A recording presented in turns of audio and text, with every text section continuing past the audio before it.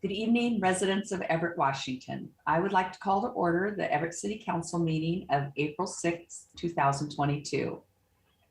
The Everett City Council continues to conduct our weekly council meetings remotely. We are preparing a plan to reopen the council chambers to public meetings when we have public health considerations and our own processes indicate it is safe for us to do so. We anticipate that that will happen no later than the first week of May. We will make that announcement when we are ready to do so. In the meantime, there are several ways in which you can engage with the council and participate in our meetings. To watch or participate in our remote meeting, you may watch council meetings live on Comcast Channel 21 or Frontier Channel 29. You may watch live online at www.everettwa.gov/citycouncil, where you may also watch past meetings. You may call in to listen to the live meeting at any point by dialing 425-616-3920. Conference ID is 724-887-726#. You'll find the public comment registration form on the City of Everett website under the City Council Department. Once you click on the button that says register here to provide comment via Zoom, you will find a form that you'll need to fill out completely if you want to provide a public comment at a future meeting. After the form is submitted, you'll receive an email confirmation with the Zoom link and the phone number to the meeting, and participants must submit this form 30 minutes prior to the meeting. Forms submitted after that time will not receive the Zoom link or number to speak, but may still participate the day of the meeting by submitting comments in writing to council@everettwa.gov. For assistance, please contact the council office at 425-257-8703 or email Deb Williams at dwilliams@everettwa.gov. Please note, we do not allow comments on any kind of campaigning, whether for or against ballot measures or candidates running for office. And we also do not accept comments focused on personal matters that are unrelated to city business. Outside of our meetings, members of the public are always welcome to contact council members or provide comments or concerns on any matter via email by emailing the council in its entirety at council@everettwa.gov or by calling the City Council office at 425-257-8703. Clerk, will you please take the roll? Mayor Franklin. Here. Councilmember Vogely. Here. Councilmember Toohey. Here. Councilmember Ryan. Here. Councilmember Schwab. Here. Councilmember Zarlingo. Here. Councilmember Fossey. Here. President Stonecipher. Here. I would like to call on Councilmember Schwab to lead the Pledge of Allegiance. Thank you. I pledge allegiance to the flag of the United States of America, to the republic in which it stands, one nation under God, indivisible, with liberty and justice for all. Thank you. I'll call on Councilmember Zarlingo to read the land acknowledgement. The Everett City Council wishes to acknowledge the original inhabitants of this place, the Snohomish people and their successors, the Tulalip tribes. Since time immemorial, they've hunted, fished, gathered on, and taken care of these lands and waters. We respect their sovereignty, their right to self-determination, and honor their sacred spiritual connection with the land and water. We will strive to be honest about our past mistakes and bring about a future that includes their people, stories, and voices to form a more just and equitable society. Thank you. Do I have a motion for the approval of the minutes of April 6, 2000? Oops, it won't be April 6th. Councilmember Zarlingo moves to approve the minutes. Thank you. Do I hear a second? Councilmember Toohey seconds that motion.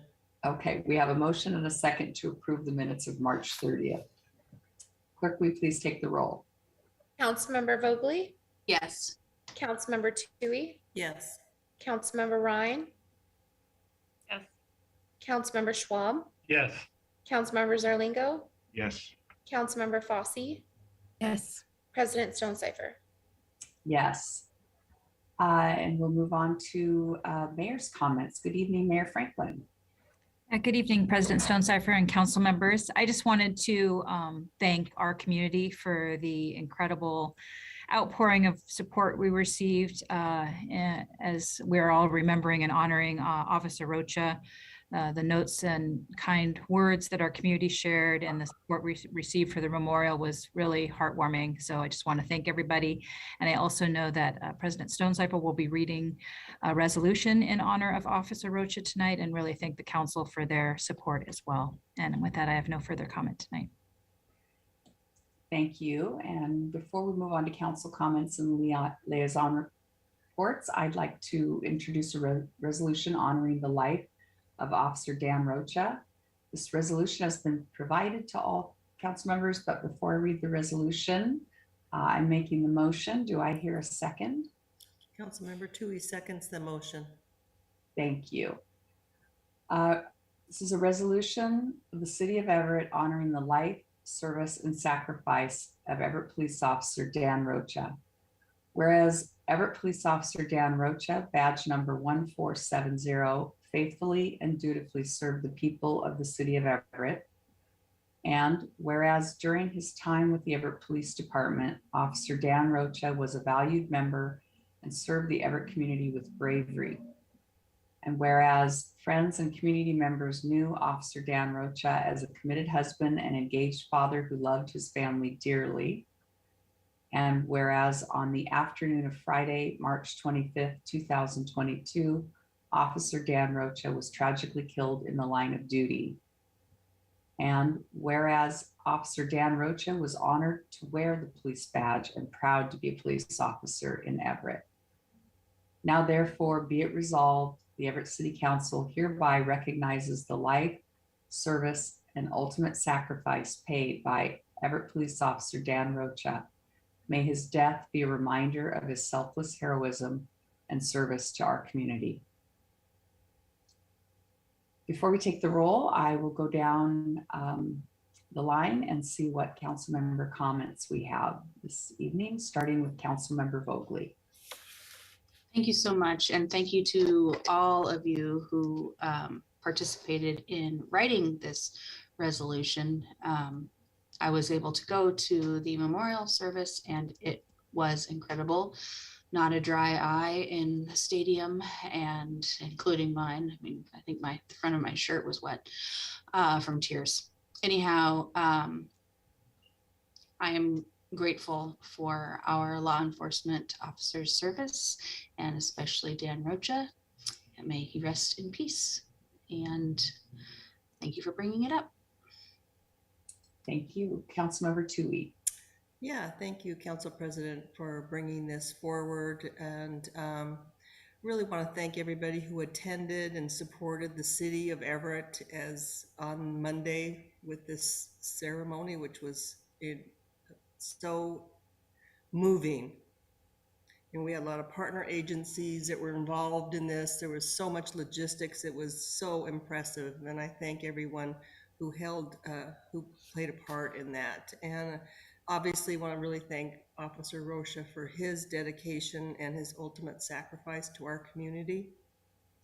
And to all of our police officers and firefighters who every day go out there and protect us and put their lives on the line for us. Thank you. Thank you. Councilmember Ryan. Thank you. I too had a chance to join the service on Monday, and it was truly moving to see the processional and the stadium filled with folks, and paying tribute to Officer Rocha. And like Councilmember Tui mentioned, there were so many hands that went into putting on the event, and I'm grateful for everybody's hard work to make it go seamless for the family and the community. And I'm glad to see that the resolution's here tonight, and looking forward to voting yes on it. Thank you. Thank you. Councilmember Schwab.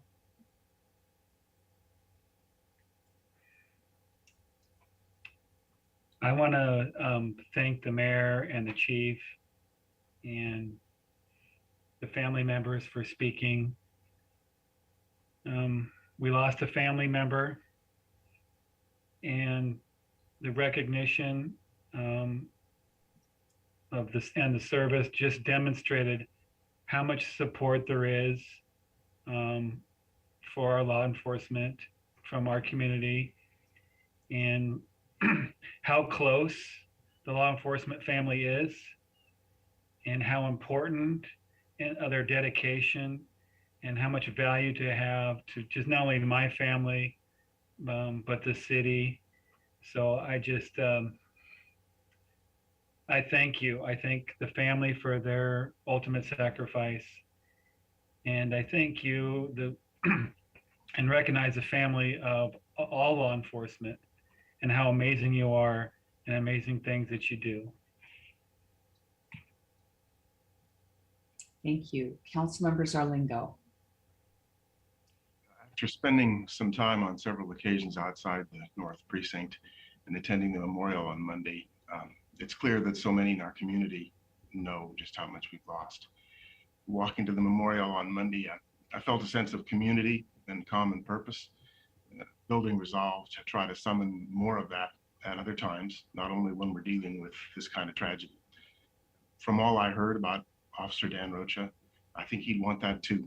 And as I make my own efforts toward a better community, he'll be in my thoughts. Thank you. Thank you. Councilmember Fosse. Thanks. I'm glad this is being brought forward, and thank you for everyone that put it together. I was able to also attend the memorial, and it was really just touching how far and wide everyone came out to support him. And the color guard, I saw badges from Olympia to Kennewick to it just far and wide. Folks had come to support us and share in our grief. And I want to express my condolences again to his family and to our police department and everyone that served along Officer Rocha. It was really amazing just to see how much people celebrated his life and what amazing father he was, and how he saw everyone with the dignity and respect that they deserved and was championed for it. So I'm glad that this is being brought forward, and I'm looking forward to voting yes. Thank you. Thank you. Mayor Franklin. No, I thank you all for the support you're showing our team now and always. Their jobs are incredibly hard, and as Councilmember Tui shared, they put their life on the line for us, and as did Officer Rocha, and just really appreciate the community support of Officer Rocha's family and our department as they're grieving. So thank you for this. Thanks. And I would just like to add my thanks to our community for honoring Officer Rocha's service and sacrifice. My thoughts and prayers go out to his family, friends, and our law enforcement team who worked alongside Dan Rocha and knew him the best. After this honor that we are bestowing on his sacrifice and the wonderful memorial service that was offered to him, those who knew him are going to still have lots of hard times and long days. So my hearts go out to them. I want to thank Councilmember Ryan for leading on the drafting of this resolution. I'm very proud to be voting in favor of it today. That's all the comments I have. And clerk, will you please take the roll? Mayor Franklin, Yes. Councilmember Vogely, Yes. Councilmember Tui, Yes. Councilmember Ryan, Yes. Councilmember Schwab, Yes. Councilmember Zarlingo, Yes. Councilmember Fosse, Yes. President Stonecipher. Yes. And I believe someone will make sure that this is presented to the family. Thank you for that. I would like to note now that item 3 has been moved to our action agenda, and then we'll move on to council member and liaison reports, starting with Councilmember Vogely. Thank you so much. I will take this opportunity to shift the mood in the virtual room and allow everyone to have a wonderful day. And because the sun is shining and it was freezing this morning, but it got warmed up. And grief is a weird and mysterious thing, and you go up and down and over and around and you think you've got it and then you don't. So just permission to grieve however you see fit. It's okay to cry and it's okay to laugh. And I don't have anything else, just that. Love you. Thank you. Councilmember Tui. I just have a reminder that tomorrow morning at 9 a.m., I believe the Housing and Homeless Committee is meeting. So I look forward to seeing you all then. That's all I have. Thank you. Councilmember Ryan. Thank you. I have a longer update today, so settle in. I had a chance to meet with the Council of Neighborhoods recently, and it sounds like the retreat that they had recently was very productive. So I'm really glad that everybody had a chance to get together and talk through various items. It did come up again about the role of the at-large seats with city representation versus the districted seats, and they had some questions about how the at-large seats will participate in neighborhood groups and whatnot. So I think, so with that conversation coming up again and again, I'd like to request again that having that role defined to help provide clarity in our community would be really helpful. And I just would like to respectfully request that we have that conversation so that roles and responsibilities are better defined as we're moving forward. I'm chair of the Economic and Cultural Vitality Committee, and we had our initial meeting last Wednesday and got a sneak peek from Dan Ernestey about the economic development strategy plan that he put together, which I believe he'll be presenting on later this month. So stay tuned, lots of good stuff in there. Yesterday, I joined the Parks Board and Tree Committee meeting, and they discussed and took final public comments regarding the mini hydroplane races, the proposal for Silver Lake, and the board took a vote to unanimously support a recommendation to council to approve a 2-day event in June. So that's going to be, that recommendation will be coming down the pike for us to take a look at. There's also a presentation from volunteers at the Everett Arboretum, and it's just such a great space in the city and a real hidden gem. So they have a number of really great events coming up and did a great job over the winter season with Wintertide and whatnot. So check out their website for more information. And Parks News from District 2, Doyle Park is open, which is really exciting. The playground had been shifted from a lower area to an upper area, and the playground is open, but the lower area remains closed.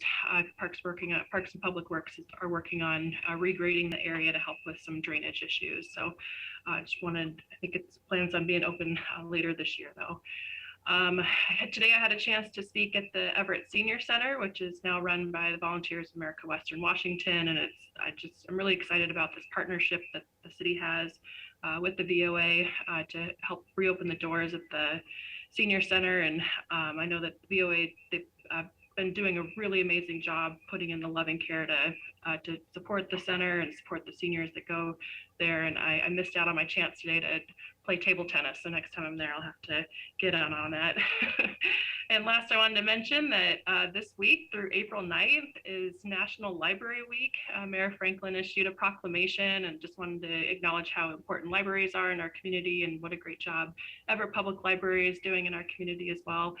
They provide technology and resources in a safe and inclusive space to support the community, both virtually and in person. And our library system allows community members of any age and an opportunity to dream, expand their knowledge, and create a sense of how they want to visualize their place in it. So thank you so much to our Everett Public Library team and all that they do to enrich our community. And you'll have to go check it out. Walk. Thank you.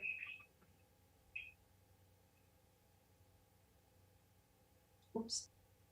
Councilmember Schwab.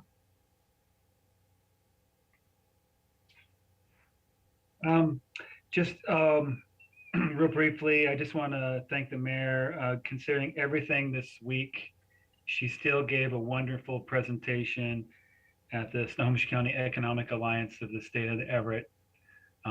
Way to present in a balanced fashion. So I really appreciate that. Councilmember Zarlingo and I met with the mayor's staff over what they call Site 3 potential for the pallet shelters. And we thought, I just want to thank, the information was really good. And I'm encouraged about the direction the city's going with that. Also, we had a budget committee meeting. I'll let the chair get more on the details, but I just want to, just for the public's sake, we're going to have a lot of work to do for this year. And most likely the subject will probably be on our agenda a lot more this year than in previous years. Thank you. Thank you. Councilmember Zarlingo. A couple of quick things. As chair of the Transportation and Infrastructure Committee, I've been doing all I can to learn the ins and outs of that and be a productive participant on a number of different boards and committees, and working in particular on this stage on sound transit and public feedback on some of that. The current stage of public feedback just closed. There will be some future stages, and we are working now on looking closer at the station and route locations. And while that organized public feedback is closed in this stage, it'll happen again, I think, this fall. But in the meantime, if people have questions and concerns on that, I'd encourage them to give me an email on that. I'd like to engage with people however it affects them or with what questions they have. Also met with a representative of Puget Sound Energy. They're working a lot on energy efficiency, reducing dependence on coal. And it's encouraging to see that they, along with Snohomish PUD, are making some considerable strides in this area, some real innovation, which is especially remarkable because normally we think of large public utilities, or large utilities, even investor-owned, as being sort of stodgy and slow moving. And when you see how quickly the adoption of things like electric cars are happening and how those might actually interact as power sources for the houses that would normally be used to charge those cars, there's a lot of neat stuff going on. It's encouraging in terms of efforts we can all make and efforts our utilities are making to reduce carbon and make the grid better and more robust. So I'm happy to see that. I'm looking forward to meeting with folks from Snohomish County PUD to learn more about their efforts. I only know a bit about that so far. So those are the efforts. The other ones are covered by people like Councilmember Schwab. So I'll turn it back to you. Thanks. Thank you. And Councilmember Fosse. Thanks. I also want to give a big shout out to our awesome Everett Public Library. I'm a huge fan of our libraries, and I know our mayor has something coming forward for the National Library Week, but I just wanted to give a big shout out because they're awesome, and we're pretty lucky to have them. And also a big shout out to the mayor for a wonderful job at the State of Everett. It was quite an amazing speech, and everyone was talking about it afterwards and how comprehensive it was and very, very thoughtful and optimistic, but also realistic on the challenges that we have ahead. And so I just wanted to say, from an audience perspective, that was well done. And then I wanted to second Councilmember Ryan's request about clarifying the at-large roles. That would be helpful for me and my community too. We have, our neighborhood meetings stacked up on the same night. So I don't know if that's something where the at-large folks usually go out to or can fill that in, but that would be helpful. Next week, I'll have an update on the planning committee. So stay tuned for that. And then I wanted to renew my request about both establishing council priorities, what kind of maybe, big picture, what we're working on, and then also, can we get those on the website so we can start maybe, updating folks a little bit easier with a little bit of outreach. So if they want to know what we're up to, it's a clearer picture. So if anyone has any direction on how we can get those without serial meetings, establish whatever our council priorities are for our neighbors and our residents to kind of follow along with, what we're doing going forward, that would be awesome. And I'm all ears. That's all I have. Thank you. But for my comments, I'll say first that the budget committee did meet earlier this evening, and we reviewed what really is quite an aggressive budget calendar for the remainder of this year. We discussed a potential ballot measure to increase the property tax levy in order to bridge this widening gap that we find ourselves working within our general fund budget. There's nothing new to this. It's just that after having lived with it for as long as we have, we've kind of run out of places to turn for budget cutting. So the city finance team will be providing the budget committee and then ultimately council as a whole with an analysis and recommendation for a levy lid lift. This is something that the city has looked at and has discussed for a couple of years or a few years, maybe longer than that. The budget committee is going to be taking a crack at the first analysis and consideration of any such plan.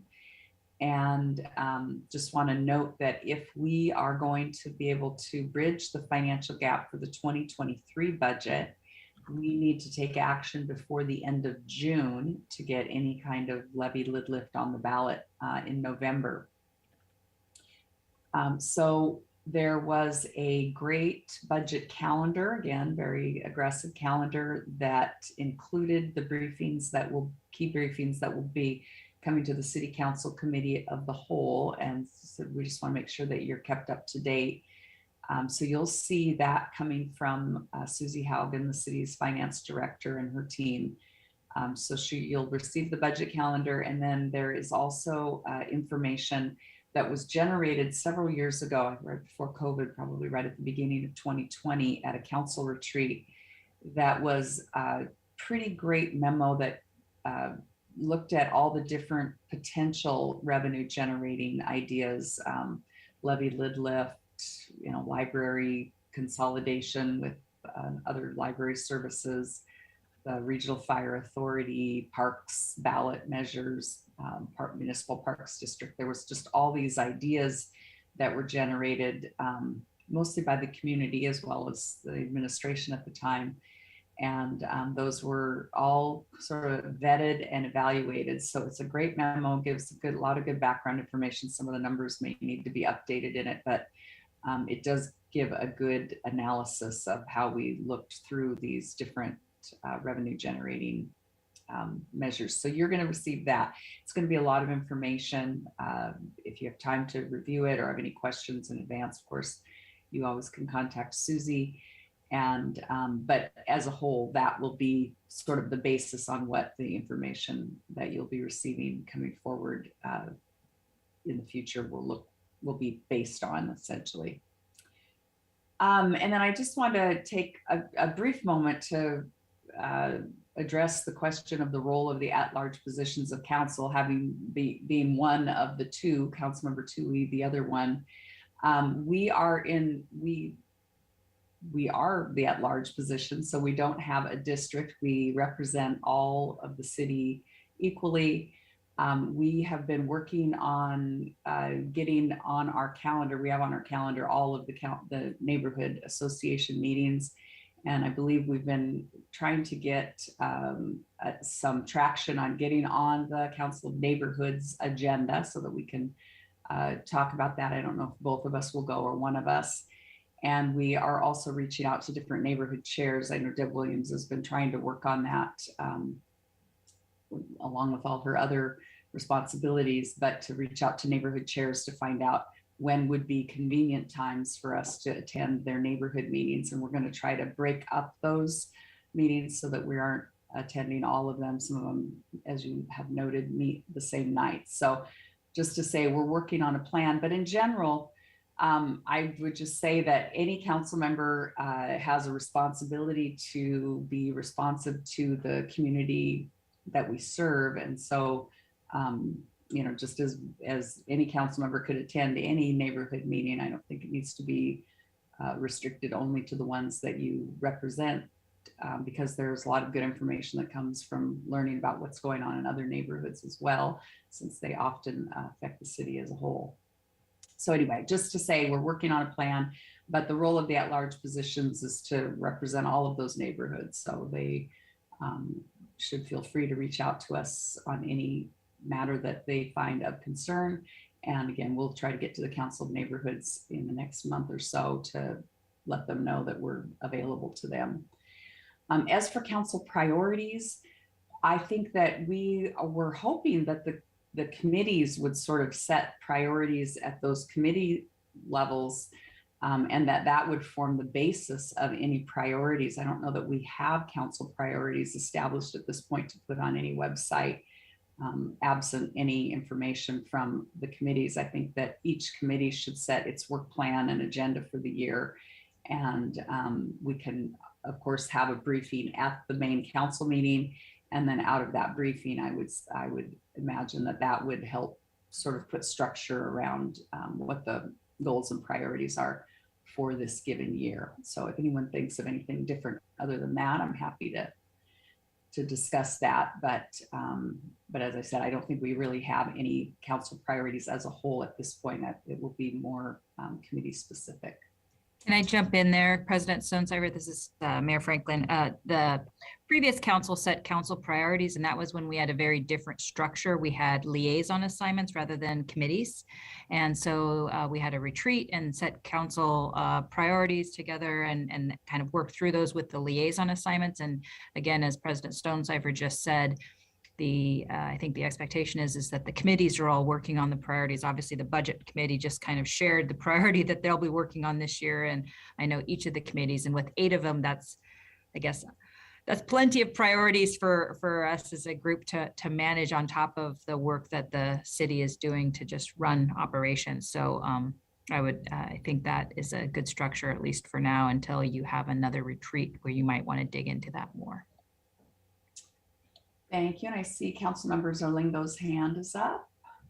Yeah, just a quick note that the one of the things that really affects priorities across all of them is the budget situation. And the Mayor's Committee on Fiscal Sustainability, I think I read that report about a year ago, and it guided a lot of things for me since then. And I guess I would suggest to anybody who in range of my voice who has not read that, just deep respect for the people who participated on that. This was hard, detailed, broad spectrum work that touched on all that's going on with the city and gives a perspective on which things are going to make a bigger difference and which ones are nice but not going to resolve the situation. So I'll be using that. I'm sure the rest of the council will be as well. I'd like it as much as possible if the public had took the chance to see that, because it's out there on the web.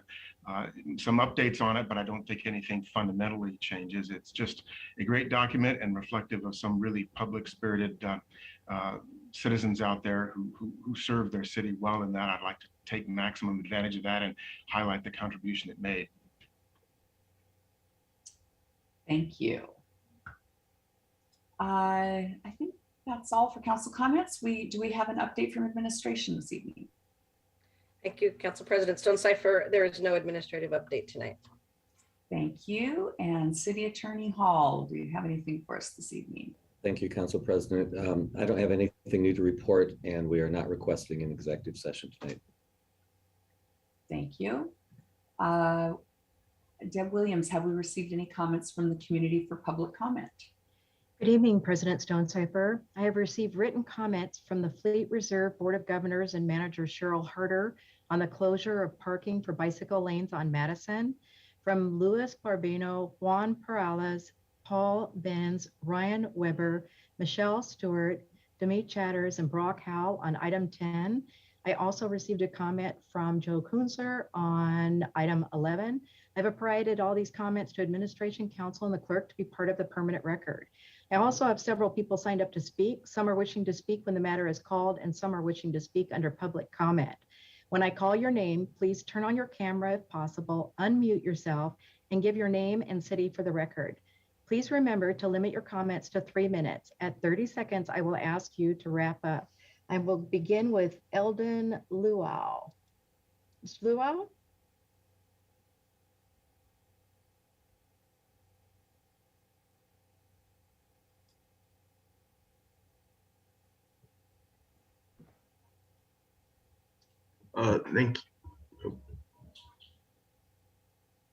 Thank you, council members. My name is Elvin Boal. I'm the lead mobility justice advocate for the Snohomish County Transportation Coalition, or SNOTRAC.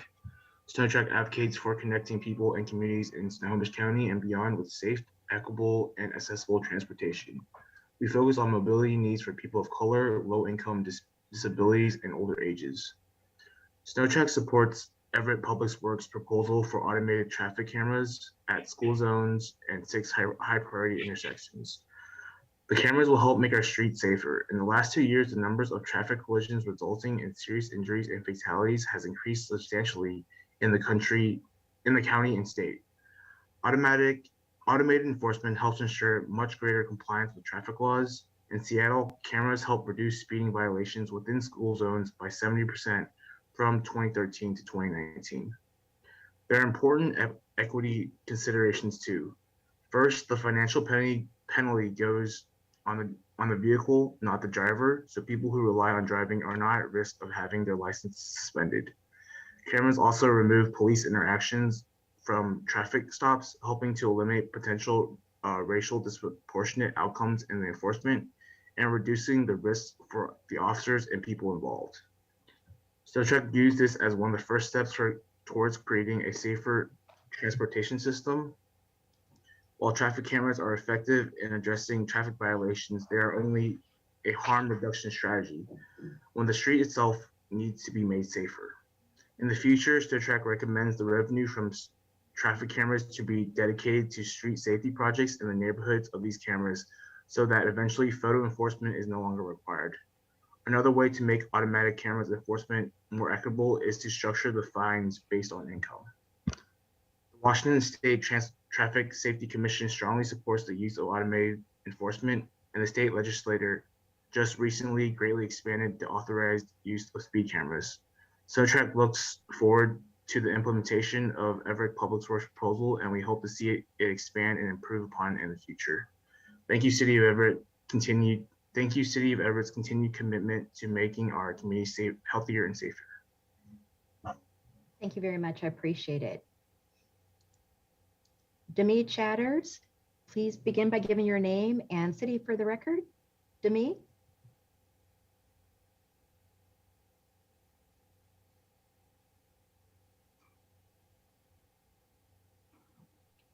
Good evening. Am I unmuted? Yes, you Thank are. you. Please go ahead. Good evening, council members and Mayor Franklin. My name is Demi Chatters. I am a resident of the Pinehurst Beverly Park neighborhood in Everett. I'm here this evening on behalf of Snohomish Ebony Political Action Committee and the NAACP Snohomish County to deliver to council and to read into record a joint statement in opposition to agenda item number 10 regarding red light cameras. Dear council members and Mayor Franklin, we are reaching out as the advocacy arm of the African American community in Snohomish County to raise concerns about the proposed red light camera program being pursued by the City of Everett. The stated goal of the program is to increase traffic safety in intersections with the highest number of collisions between 2015 and 2020. There is, however, mounting evidence that red light camera systems not only have zero net positive traffic safety benefits, but also have a disproportionately negative impact on low-income and BIPOC families. A recent study on traffic camera effectiveness over a 12-year period published in the August 2020 American Economic Journal of Economic Policy found no evidence that red light cameras improve public safety. The study found that red light camera enforcement programs failed to reduce the total number of vehicle collisions, the total number of injuries due to collisions, or the total number of injuries requiring ambulance transport to a hospital. While these programs may have decreased the number of vehicles running red lights and therefore angle or T-bone collisions, they had the impact of increasing rear end collisions as drivers who would have otherwise proceeded through yellow lights became more likely to slam on their brakes to avoid camera tickets. Safety benefits from the reduction of angle collisions were canceled out by the subsequent increase in rear end collisions. Community advocates have repeatedly raised equity concerns about the specific impact of the proposed red light camera system on BIPOC and low income families. 5 of the 6 proposed cameras will be located in areas of the city with high concentrations of BIPOC and or low income families. Several studies have documented the long-term financial harm done to residents in neighborhoods like these that have been unfairly burdened by red light cameras in the immediate vicinity of their homes. As ticketing, fines, and fees mount, They contribute to vulnerable families struggling to obtain and maintain housing and meet their basic survival needs. It's important to note that $124 is more than a full day's pay for a minimum wage worker. Enacting a punitive red light camera ticketing program will serve to exacerbate financial strain on those who can least afford it. Furthermore, enabling regressive red light camera driven micro extractions from working families' limited finances while providing no material safety benefits is detrimental to the local economy. Every dollar extracted from a family budget to pay for the red light camera system through ticketing, fines, and fees represents transactions that will not, in turn, take place in our local economy in support of our local businesses. City leadership has an obligation to invest in programs which provide residents with a reasonable return on that investment. It is concerning that the City of Everett continues to pursue a red light camera program, while increasingly municipalities across the country are eliminating them due to their ineffectiveness in improving safety and the resulting financial harm to vulnerable communities. In fact, a growing list of states have banned the use of red light camera programs, including Missouri, Texas, New Jersey, West Virginia, Maine, Mississippi, New Hampshire, South Carolina, Wisconsin, Nevada, Montana, and South Dakota. We respectfully request that Everett City Council members vote no to authorizing the release of request for proposal number 2022-002, automated traffic safety camera program. We ask that the council instead explore opportunities to invest in structural changes to the intersections in question, which will meaningfully and demonstratively increase traffic safety. Sincerely, Snohomish Ebony Political Action Committee and NAACP Snohomish County. Thank you very for your much, time. Ms. Chatters, for your comments. Appreciate it. President Stonecipher, those are all I have to speak at this time. The others wish to speak when the item is called. Thank you. We'll move to our consent agenda. I just want to remind that item 4 has been moved down to the action agenda. Do I hear a motion for the 3 remaining consent items? Councilmember Schwab, so moved. Vogely seconds. And a motion and a second for the 3 consent agenda items. Clerk, will you please take the roll? Councilmember Vogely, Yes. Councilmember Tui, Yes. Councilmember Ryan, Yes. Councilmember Schwab, Yes. Councilmember Zarlingo, Yes. Councilmember Fosse, Yes. President Stonecipher. Yes. Before I ask if there are any questions on the 2 proposed action items, I need to read item 5 into the record. Item 5 is Council Bill 2203-13, first reading. Adopt an ordinance closing a special improvement project entitled Jackson Park Area Stormwater Separation and Treatment, Fund 336, Program 012, as established by ordinance number 3745-20. The third and final reading on this item will be on April 20th of this year. Are there any questions on the 2 proposed action items? If so, unmute yourself and make yourself known. Hearing none, we'll move on to our presentation, our Everett Spring presentation from the Snohomish Health District. And I believe we have Carrie Parker. Yes, thank you. Thank you so much. Good evening, Mayor Franklin and council members. Thank you for having me here today. I'm going to take a moment here to share my screen. And is everybody able to see that? Okay, all right, perfect. So I'm just here tonight to share some updated trends and data from Public Health, Snohomish County. Most of the slides that I have to share today, you'll see are focused on metrics that are related to our strategic plans and goals, which can be found on our website. So I'm just going to start out with kind of the obvious, which is to build a more sustainable organization for Snohomish Health District. For decades, public health has not had any major dedicated funding source. We've relied very heavily on grants and voluntary contributions from community organizations and partners. And this has resulted in a consistently shrinking workforce over the last 14 years that we've seen. And last year, the Washington State Legislature made a significant investment in foundational public health services. And these investments will greatly increase our capacity to deliver public health services throughout Snohomish County and other LHJs to really better serve residents across Washington State in general. For Snohomish County, this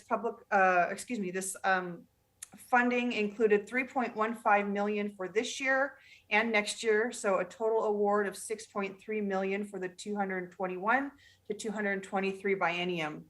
And so this money included expectations for the Snohomish Health District to really increase our capacity in 5 different areas. One of them is to conduct a community health assessment, or a CHA, which you will hear me talk about more a little bit later in the presentation. One of them was to increase our communicable disease control efforts. Number 3 was to increase our hepatitis C programming and outreach. The 4th was to increase our environmental health capacity, and the other was an overall reinforcing the capacity of the health district in general. So we go into 2022 this year with a balanced budget. But what I really wanted to focus on today was just to kind of move into our operational picture and to highlight a few of the services that we are providing currently. As many of you probably know, the health district is really divided into 2 major divisions. We have our prevention services division and we have our environmental health division. And I'm going to start with prevention services, for which I am the assistant director over. And prevention services houses all of our communicable disease and chronic disease prevention programs. So the slide you're looking at now, and I apologize, my screen is a little bit wonky, but it's showing the trends from 2020 to 2021 on, let's see, there's 7 of our most commonly reported communicable diseases. So there are over 100 reportable diseases that the health district tracks and monitors throughout the county. These are some of our most common. You will see the trend for most of these is remaining steady or even decreasing. A lot of this is probably helped by mitigation strategies that we've recently been implementing to help control COVID, and it is kind of spilling over into some of our other prevention of diseases. However, you do see the one area that we continue to see an increase is syphilis in our county. Syphilis rates have increased, or syphilis numbers, I should say, have increased about 35% a year, every year since 2018. Syphilis is a really complex infection. We've never had a designated specialist to really focus on syphilis infections in our county, but we did receive a little bit of new funding last year from the Washington Department of Health to bring someone on to help us address this. So we do have a new disease intervention specialist on board within the last couple months that will be focusing on contact tracing and investigation and education and resources around our rising syphilis rates. Of course, speaking of COVID, for the past 2 years, or since the very first case in the nation occurred right here in Snohomish County, we've been operating in an incident command structure responding to COVID and the surge in need around services such as testing, vaccine administration, contact tracing, support to our schools, our businesses, our long-term care facilities, providing isolation and quarantine, the compilation and assessment of county data around COVID and public information that our healthcare system could not absorb, in addition to the influx of acute care and staffing shortages that they were also managing. But moving forward, we are looking at dissolving a lot of our incident command activities around COVID, and we will our focus is going to move away from kind of case counting and tracking and contact tracing to preserving hospital capacity, as well as supporting our healthcare system and providers as they absorb those services like vaccines and testing back into their systems that would traditionally be covered by healthcare. To that end, public health will keep up with the public information and the resource side of things and outbreak control for high-risk clusters in facilities like long-term care and schools. So these are efforts by both public health and healthcare in an attempt to back out of that incident command structure and find a new normal operational picture that includes COVID moving forward. We understand that this might not be a direct path, which is why you see kind of that last bullet there, that we may, as we move forward, find that we get into a surge in cases or a variant that proves more challenging, where we have to take a step back and maybe reinstitute some of the masking or social distancing requirements that we have in the past. But we are starting this path forward to try to return life to normal while maintaining our ability to provide acute care in our county and to bolster the healthcare system in those ways. Another area of prevention services is an area that we call healthy communities. So traditionally, public health is really focused on communicable diseases that spread from person to person or from our environment to persons. And in the early 2000s, it was really recognized that there are many factors that are impacting the health of a community and contributing to chronic diseases. And that led us to address some other factors and impacts in our county. In the beginning, just to give you an example, this is really heavily focused on the effects of tobacco use on population-based health and cancer and heart disease prevention. And this area of public health kind of continues to evolve and respond to other threats to health. And while we have several programs that address various areas of chronic disease and injury prevention, one of our largest efforts right now is around the opioid epidemic and opioid misuse and abuse prevention. This was an area of need that was identified in our last community health assessment. And so this graph is this is a very confusing graph and a little bit difficult to read, I know, but you'll see the light blue line there on the left are deaths by all drugs in our county. The red line that is overlying those are opioid related deaths. The purple line, I'm going to make sure that are prescription related opioids. And then the light blue line that you're seeing there growing exponentially in the last couple years are deaths by synthetic opioids. So these would be things like your fentanyl deaths that we are seeing increasing in our county. So right now we're looking fairly level, but that is because we have incomplete data still for the most current year. So some of the ways that we are addressing these as we work with a multi-agency coordination group with our cities and our counties and our Department of Emergency Management, where we have are looking at the many facets that are impacting opioid use and mitigation factors that we might be able to institute in our county. And you can also find a lot of prevention, treatment, recovery resources online through this group at snohomishoverdoseprevention.com.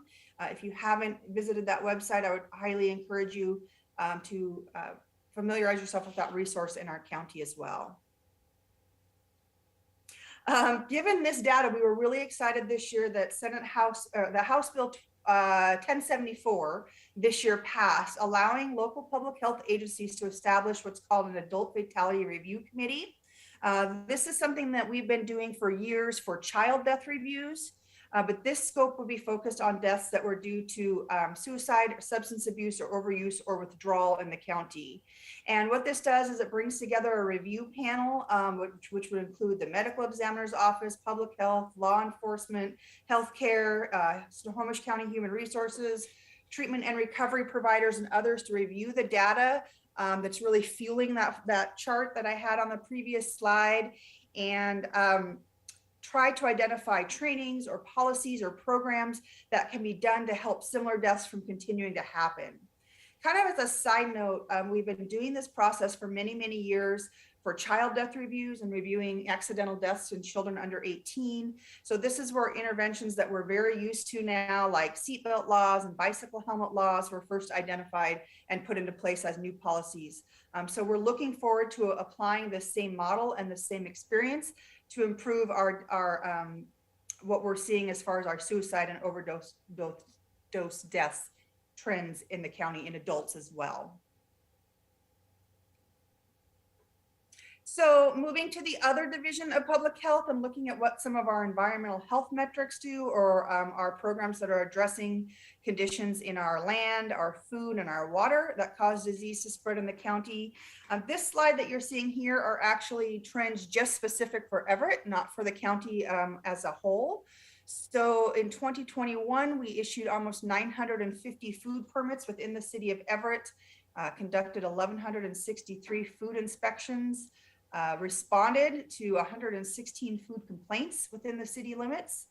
We had 492 year-round and 154 seasonal pool inspections. So these include your public pools, your pools in spas and gyms and apartment complexes. We also responded to 25 septic complaints within the city and 105 solid waste or garbage complaints within the city.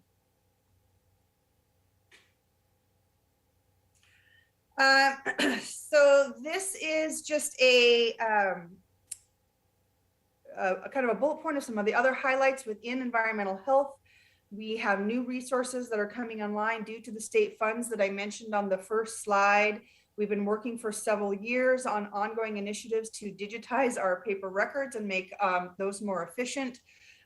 We have a new food safety code revision that took place on March 1st that requires a lot of education and outreach to all of our providers to make sure that everybody has the tools that they need and the information that they need to institute these changes. We also do food safety inspections as well as school safety inspections. Those are ongoing and always in process. I mentioned some of our work with solid waste and nuisance complaints. And our front counter for the first time in a couple of years is fully open again, and they issue all of the birth and death certificates and vital records certificates for the county. We actually have, we have maintained our online services that we established during COVID, but you can now come into the building as well again to obtain those services. So there's also a lot of cross-divisional between prevention services and environmental health outreach that happens, that goes on. So these are just a few highlights for some of the education and outreach that we're doing, primarily focused on families. We have provided families with access to baby and child dentistry that might have difficult accessing those services on their own.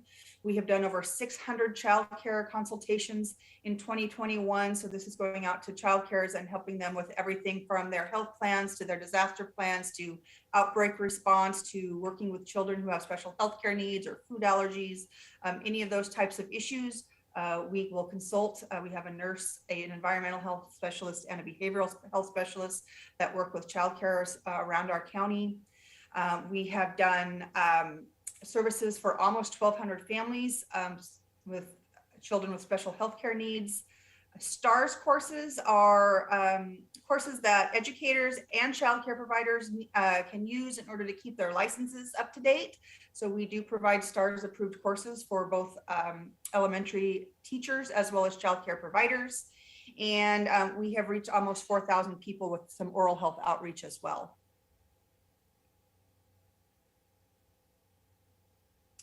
So I had mentioned before a community health assessment. So a community health assessment is something that is done every 3 to 5 years in our county. This is one of the things that we are expected to complete with our Foundation of Public Health money from the state. Our last community health assessment was done in 2018, and that community health assessment looked at over 100 different data indicators. Our epidemiologists pull Snohomish County data from a number of sources. There's also a work group that includes partners and members throughout our community and our Public Health Advisory Council.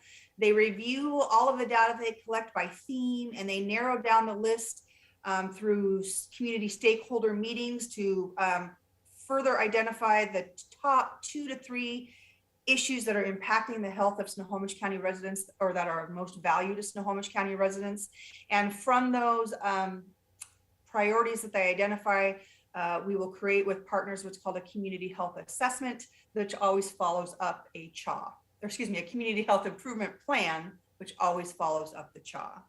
In 2018, just so you know, the issues that were identified as top priority or areas that we were trending high or trending in the wrong direction We had suicide prevention, mental health, and substance use and housing as our top issues in the last CHA. So we will be looking at that again and starting that process probably later this spring, working with our community partners to begin our community health assessment. This process is very intensive, but the final report is something that not only public health uses, but also our hospitals, our nonprofits, and other agencies use that can demonstrate need to funders to bring additional dollars into our communities to help address these issues. A few ways that I'll just say one way that we invite you to get involved is to please keep in touch with with public health on social media. We have very active social media platforms from TikTok to blogs to Facebook to Instagram. Wherever you are out there online, we'll try to meet you there. A few of the activities to highlight, if you're on any of our social media right now, you'll see that we have a Healthy Kids campaign going, which is an A to Z kind of reminder on different tips and tricks for healthy kids and well babies. So that's one of the campaigns that's going on right now. Obviously, there's a lot of COVID data that is still being pushed out through all of our different venues, but we try to make it very interesting and interactive, and we would love to see you interacting with us on some of those platforms if you are interested. And of course, if you want to keep in touch with us this way, you can also email myself, Carrie Parker. I'm the Assistant Director again of Prevention Services over at the Health District, or Sean Frederick, who is our Administrative Officer, and there's his contact information as well. I'm going to stop sharing my screen so that I can see if there are any hands. That's just kind of hitting on a few bullet points. Obviously, we have many programs that I could go on online about, but those are some of the highlights from the last quarter at the Health District. Thank you, Carrie. And I'm going to go down the line and see if council members have any questions or comments. And we'll start this evening with Councilmember Vogely. I didn't write down any questions, so that's kind of weird for me, but thank you for being here and giving that presentation.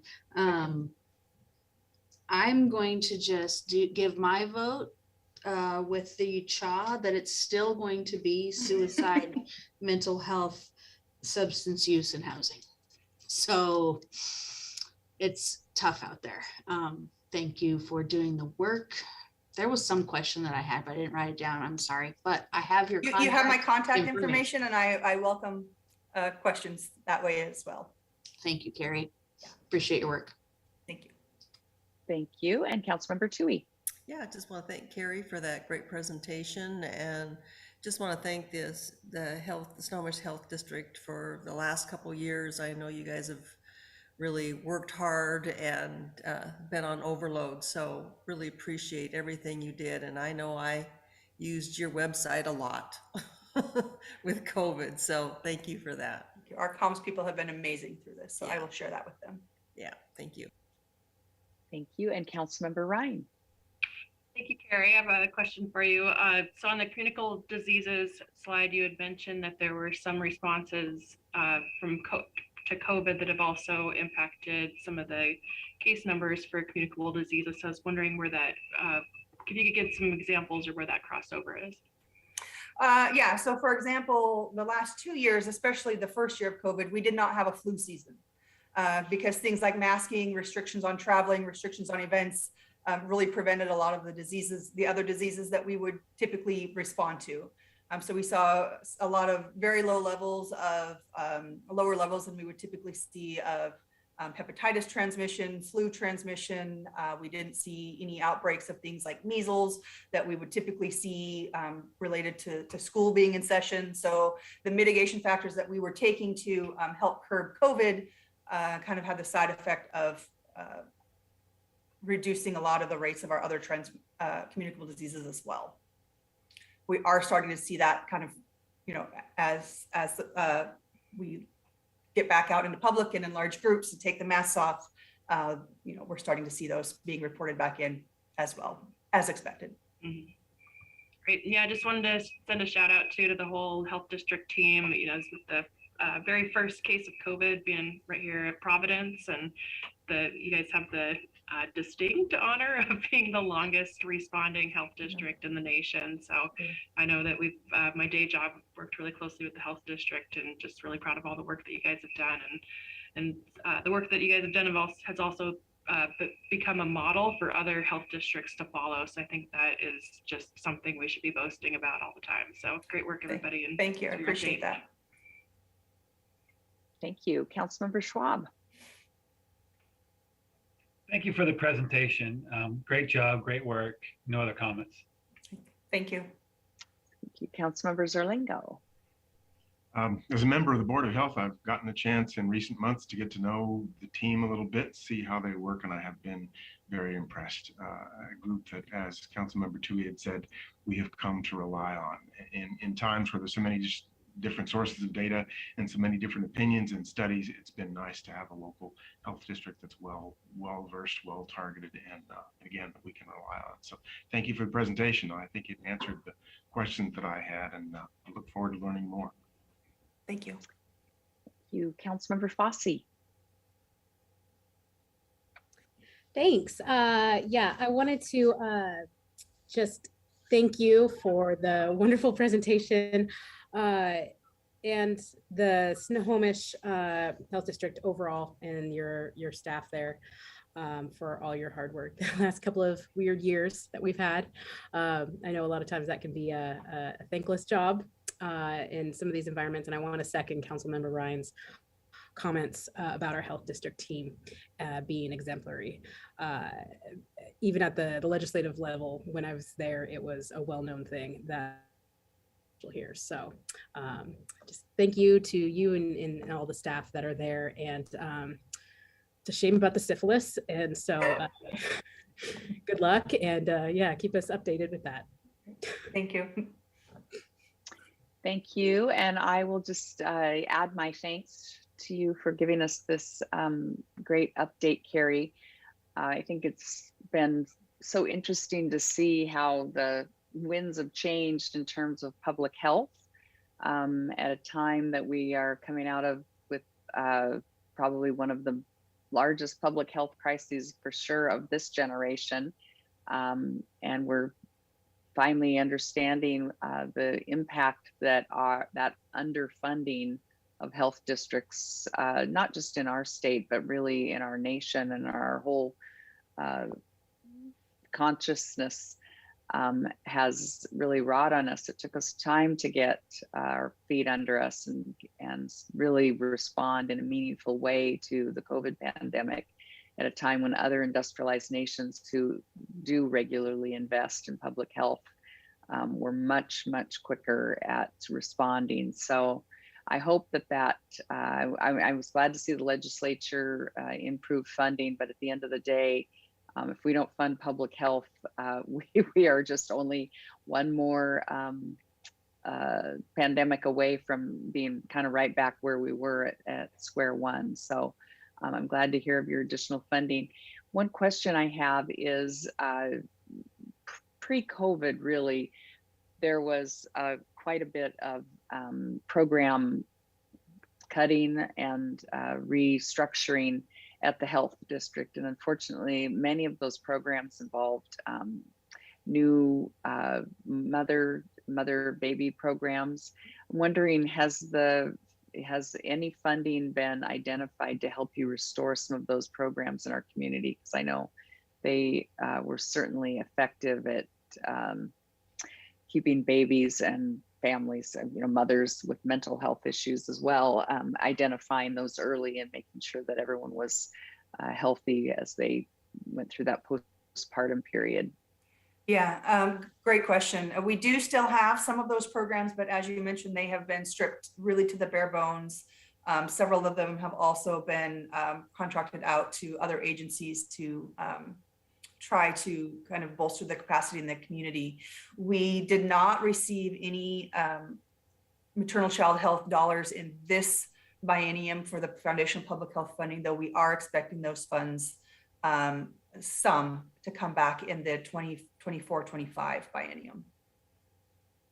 Thank you. I certainly hope that does happen. Those are really important programs. Yes, they are.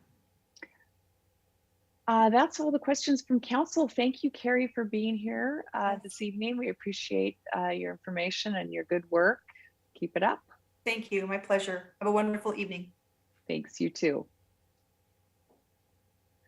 We will transition now to our action agenda. We're going to start with item 3 that was brought forth from the consent agenda. Item 3 says authorize the mayor to sign the contract amendment with Northwest Innovation Resource Center to provide business support services from 2022 to 2024. Do I hear a motion? Councilmember Tui makes the motion to approve action item number 3. Vogel Here's- seconds. Thank you. We have a motion and a second. Let's go down the roll and see who has questions or comments on this matter, starting with Councilmember Vogel. I don't have any questions. When I first saw it, I thought NWork was something completely different. So that's my comment. Thank you. Councilmember Tui, I have no questions. Thank you. Councilmember Ryan, I have a question for Diane or Dan, mostly for Diane. Can you, I think, as Councilman Bogley just kind of alluded to, can you share more with us about your program and what programs you offer for folks who aren't familiar? Sure. Just briefly, what we do is help early stage entrepreneurs. Usually they haven't even started a business yet. They're in the idea stage, but they have great knowledge about whatever their subject matter is, but not a lot of understanding about how to validate the idea, how to build a business around it, how to get funding, etc. So we help them with all of those stages. One of the things that we're emphasizing right now, we have a real high belief that individuals should have access to the new digital tools to incorporate into their businesses so that they can be more resilient and more competitive. So they're always staying ahead of the game. So we're working heavily with individuals to include some of the new tools that are around data analytics, which lead to artificial intelligence and machine learning, IoT, all of those things that enable the products that we make in our area to be more competitive. So we are running a program for accelerating the skill set of the workforce and also the knowledge level of the small businesses to be able to move forward with those types of technologies. For those of you who don't know, we also operated opened the first innovation center in Northwest Washington and downtown. It's now moved in downtown Everett, and Council Member Rhyme, you were able to come and visit that last week, I guess it was. So we are in the process now, later this week, of holding the first meetup for cryptocurrency and blockchain meetup group there. And then we have also had several businesses hold meetings there, planning meetings or ideation meetings. Beginning next week, we will have a person there full time. So we'll be able to have the doors open and have individual entrepreneurs come in and meet with mentors to help them with their businesses, etc. So a lot of activities starting to happen over the next week or so. Yeah, definitely plenty on your plate. Do you have staff to help with the programs and whatnot? Yes, we do. As I mentioned, we have somebody who's coming in next week that will be a program manager for all of the data programs. We have somebody that helps open up the lab when we have events and things there, and then another individual that's located north of here to help the individuals with their ideation and their product validation. But the main thing that is a support for us is we've put together a process called the Just-in-Time Mentoring Program. And what that does is allow us to call upon individuals from the community who are business leaders or have certain skills. And we help the entrepreneur or the inventor figure out a strategy. Then as they hit roadblocks along the way, we could pull in one or the other of these knowledge people who volunteer their time to help explain certain things or help them understand how to put a spreadsheet together, or how to do a presentation for investors, or introducing them to investors. And we've had annually thousands of hours of volunteer time from people in the community have been incredibly generous and willing to help, which to me, it emphasizes the fact that our region recognizes the importance of entrepreneurs and innovation for the future, especially now. It's more important than ever to help small businesses and entrepreneurs get back on their feet and move ahead. Yeah. And I wouldn't be a good policymaker if I didn't ask for measurements of success. So I was wondering if you could share more about the number of people that were served through the CARES dollars that you received, and how many folks would potentially be served through this PSA. Yeah, and with the CARES dollars that we got, we created a program called the Project Reinvent, where we worked with small businesses that were already established, which is a little bit unusual for us. But we were working with them to help them use entrepreneurial skills to relook at their business a little bit, which is really how we came up with the need for the data analytics program, because a lot of the businesses we worked with weren't thinking very far out of the box. So we worked with several dozen businesses in that Reinvent program, and have now started turning that into both a boot camp for training entrepreneurs workforce to become data analysts. And starting later in May, we will be rolling out the first workshop for businesses, where we're helping them understand how to incorporate data analytics into their decision making. What we don't measure jobs so much, because we're working with such early stage people that jobs are not the biggest success.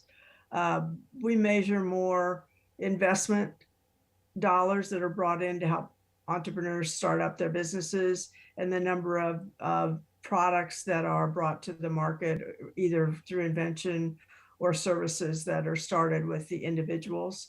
So over the last, I'd say 3 years, we've had in excess of $3 million of investment that have come in to individuals that, and I'm just talking Everett.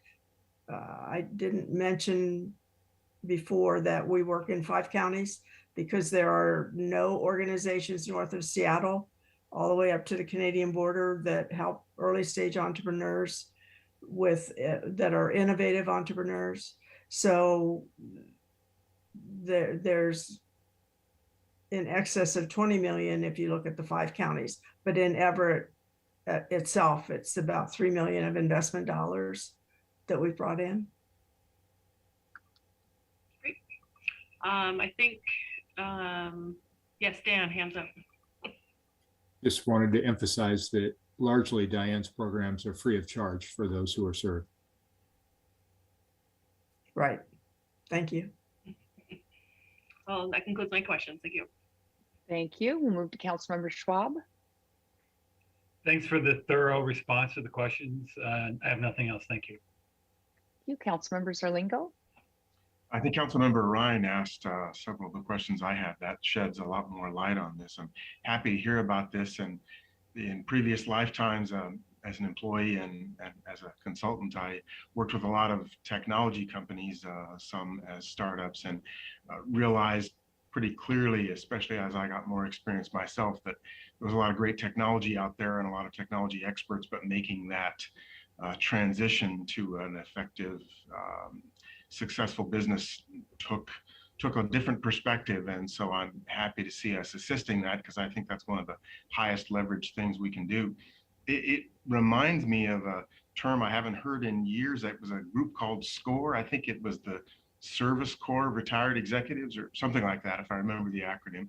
And I wonder, does this relate to that? Is this a successor to that kind of thing? Or do you use a group like that?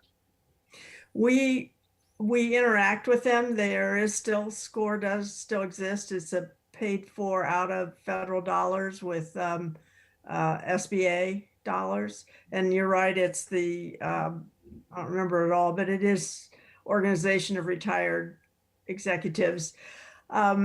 We tend to work exclusively with what we call innovative entrepreneurs, so people who have new ideas and have no business created yet. When somebody comes to us and they have a more traditional business, we will refer them to SCORE, because SCORE their programs will help people more when they're going after bank loans or that kind of thing. People we work with generally are not qualified for bank funding because they don't have 3 years of history of financials built up, etc. So we go after more angel or family and friends or other kind of investment. But yeah, SCORE is, and they refer people to us when especially if it's an inventor or somebody that has an idea or technology that they don't understand. All right, thank you. I really appreciate that, and the efforts of people like you and of course Dan to bring those people to our community. And you don't know when the next one of these is going to be the next Boeing or someone like that.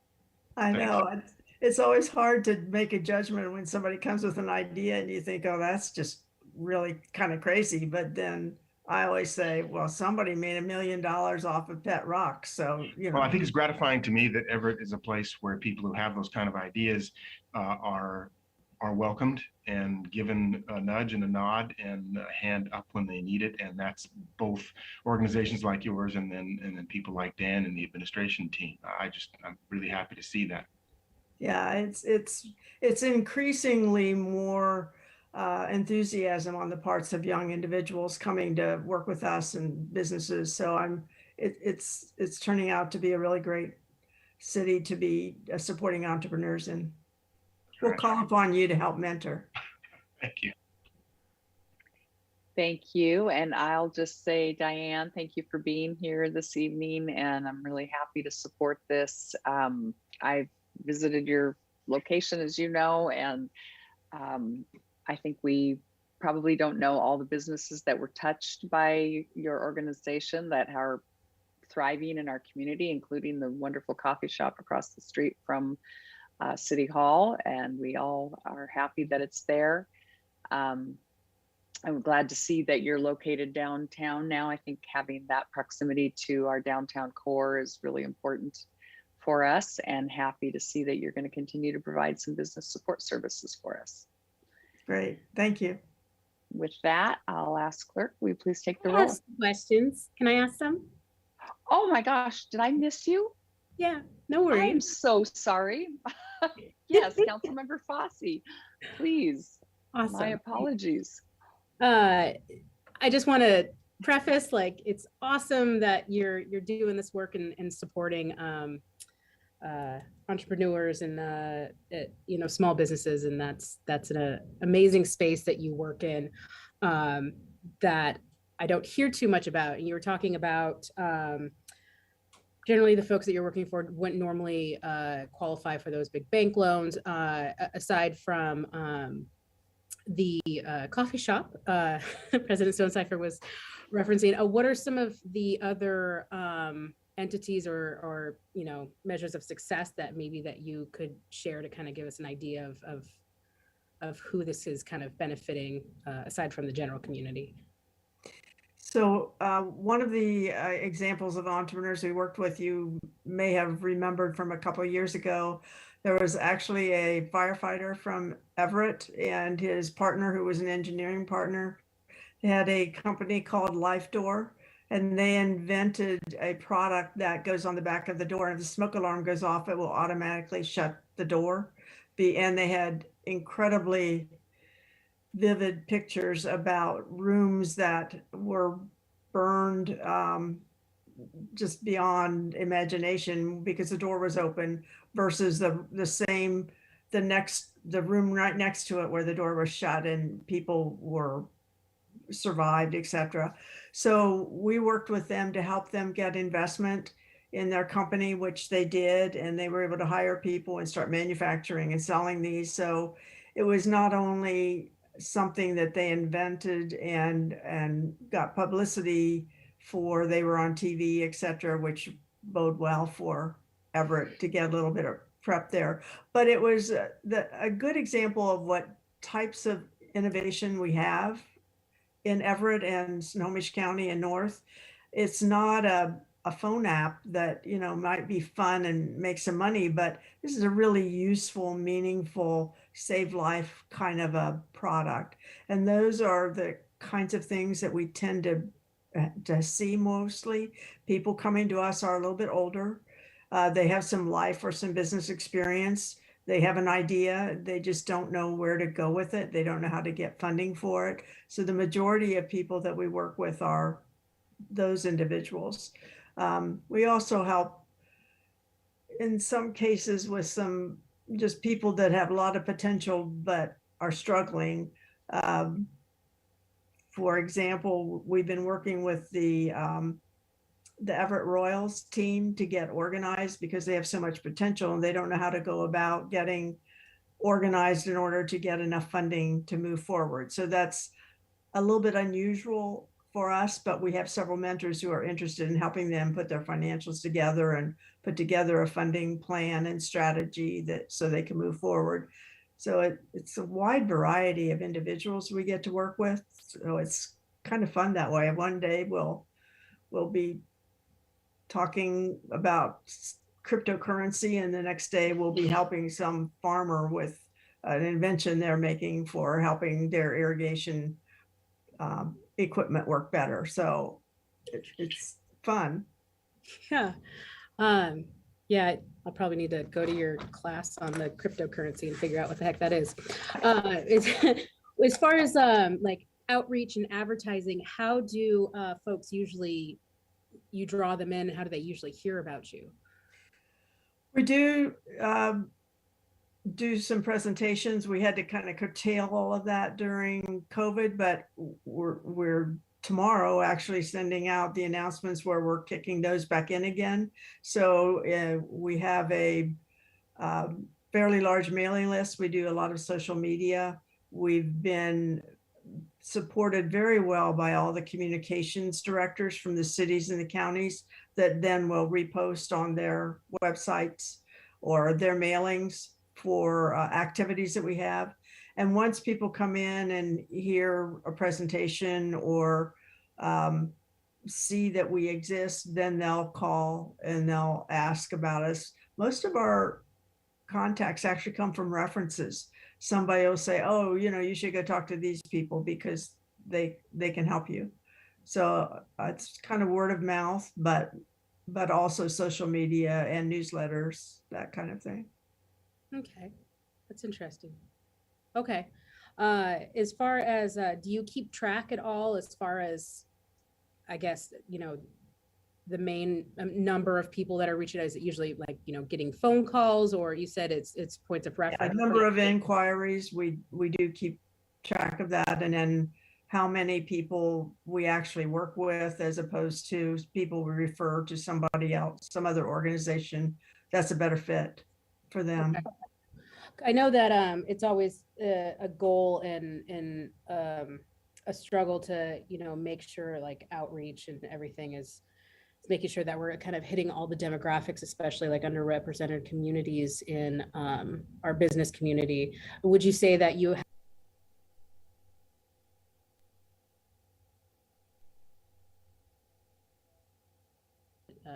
diversity metrics? I wouldn't say it's quite equal yet. We've been working with Kay Barnes a bit. We did some special flyers for her that she wanted to have to pass out, and but we haven't seen as much diversity as we would like to see. It's with this data analytics program, we're actually working with Workforce Snohomish because they are evaluating individuals that are unemployed as qualified to go through the workforce training piece.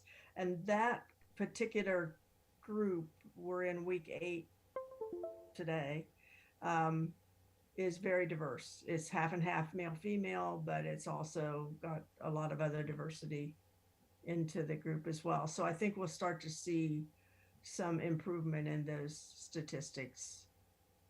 Okay. I think, this is obviously just a wonderful, enterprise trying to assist in this arena.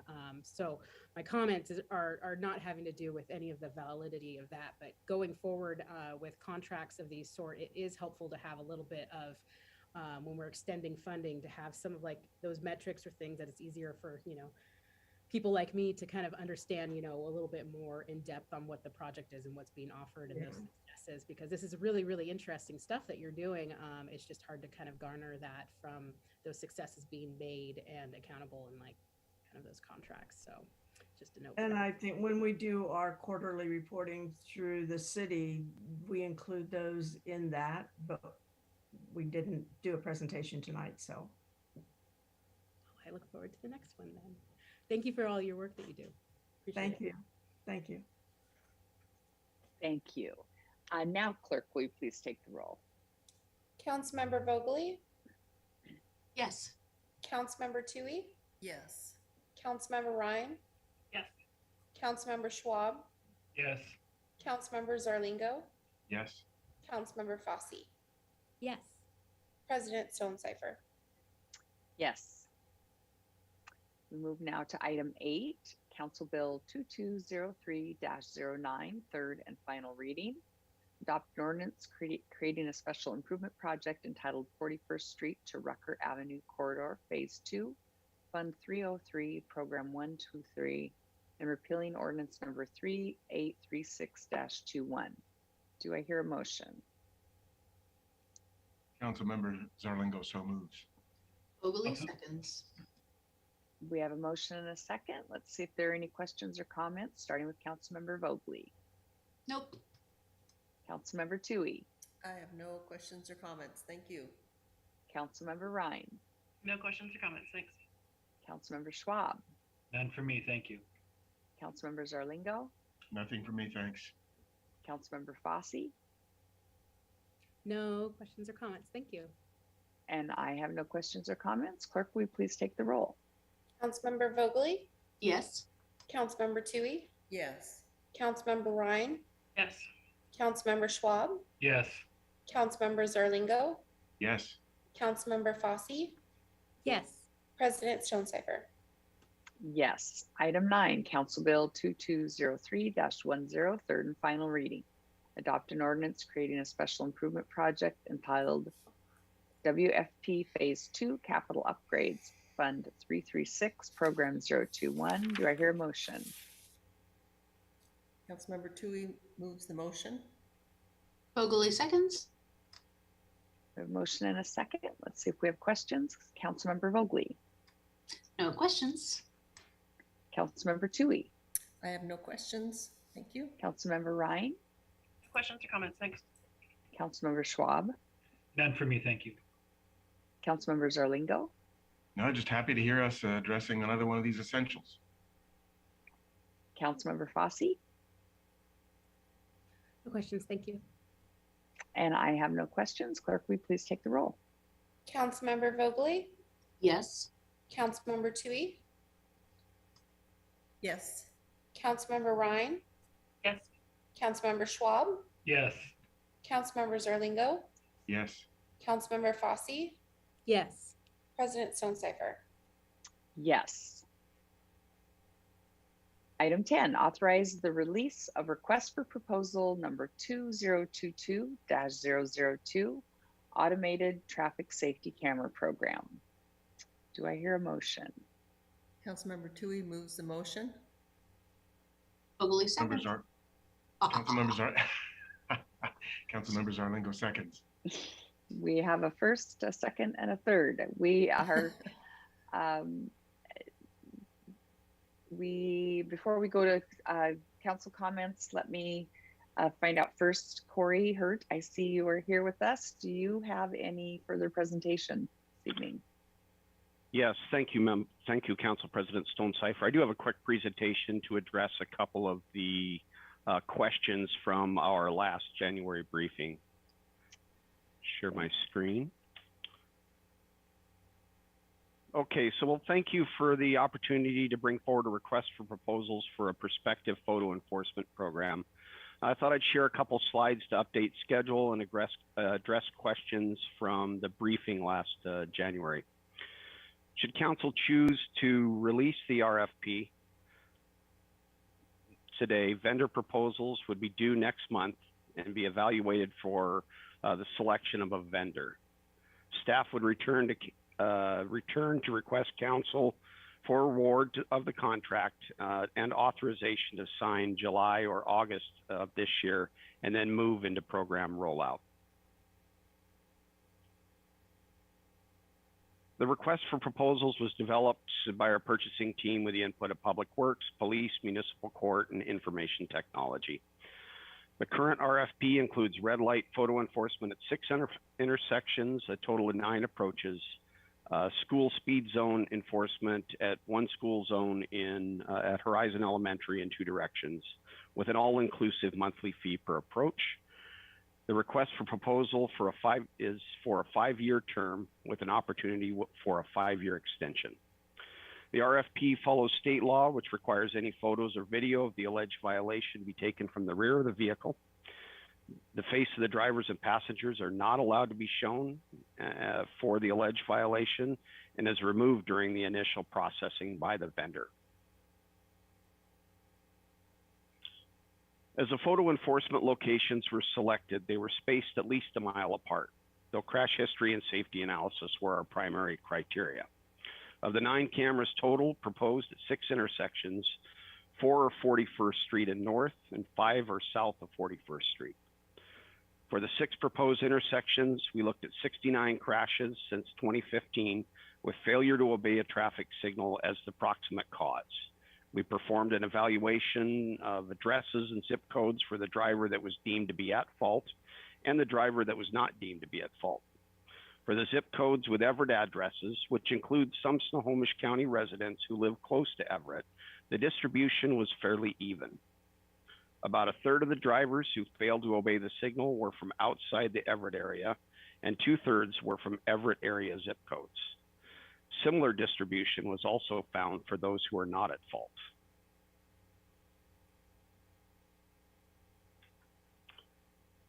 When the addresses of those deemed at fault were mapped, roughly half the residents were from the city of Everett. 43% resided outside the city limits, as far away as Oregon and Canada. About 9% of the addresses were not given on the police report. Reasons for no addresses might be a driver that fled the scene or refused to provide their information. When all the costs included in the program of this size, it remains financially sustainable and revenue neutral with an estimated $208,000 in excess per year.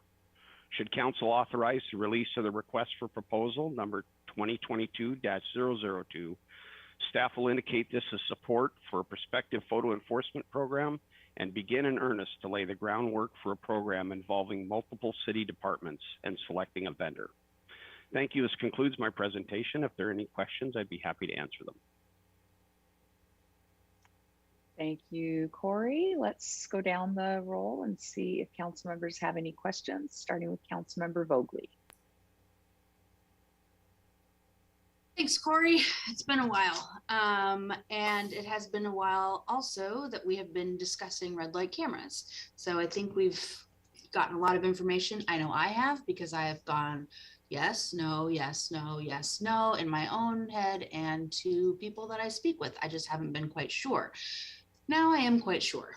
And I do absolutely know that we desperately need change in our physical environment, the infrastructure, to make it safer for everybody, you know, not just drivers. And that is loud and clear. And you know that if you talk to me, that's what I believe. And these red light cameras aren't going to do that. But, so this isn't a question, this is my speech now. I have been in contact with people in my very own neighborhood in places where these cameras will be. And I want to quote them because well, I didn't ask, so I'm not going to say the name, but a lot of numbers were sent to all of us actually about the population, whether it's minority or low income or and what the traffic volume is. And it's really quite amazing when you look just at Everett and just at the zip codes and just with the people that reside in the neighborhood and in the really close section of Everett. Okay, so minorities and low income residents are not affected by the red light and speed camera project because most of the users of the intersection are not them. Minorities and low income families have to endure the pollution and noise caused by a large amount of traffic that does not belong to our communities.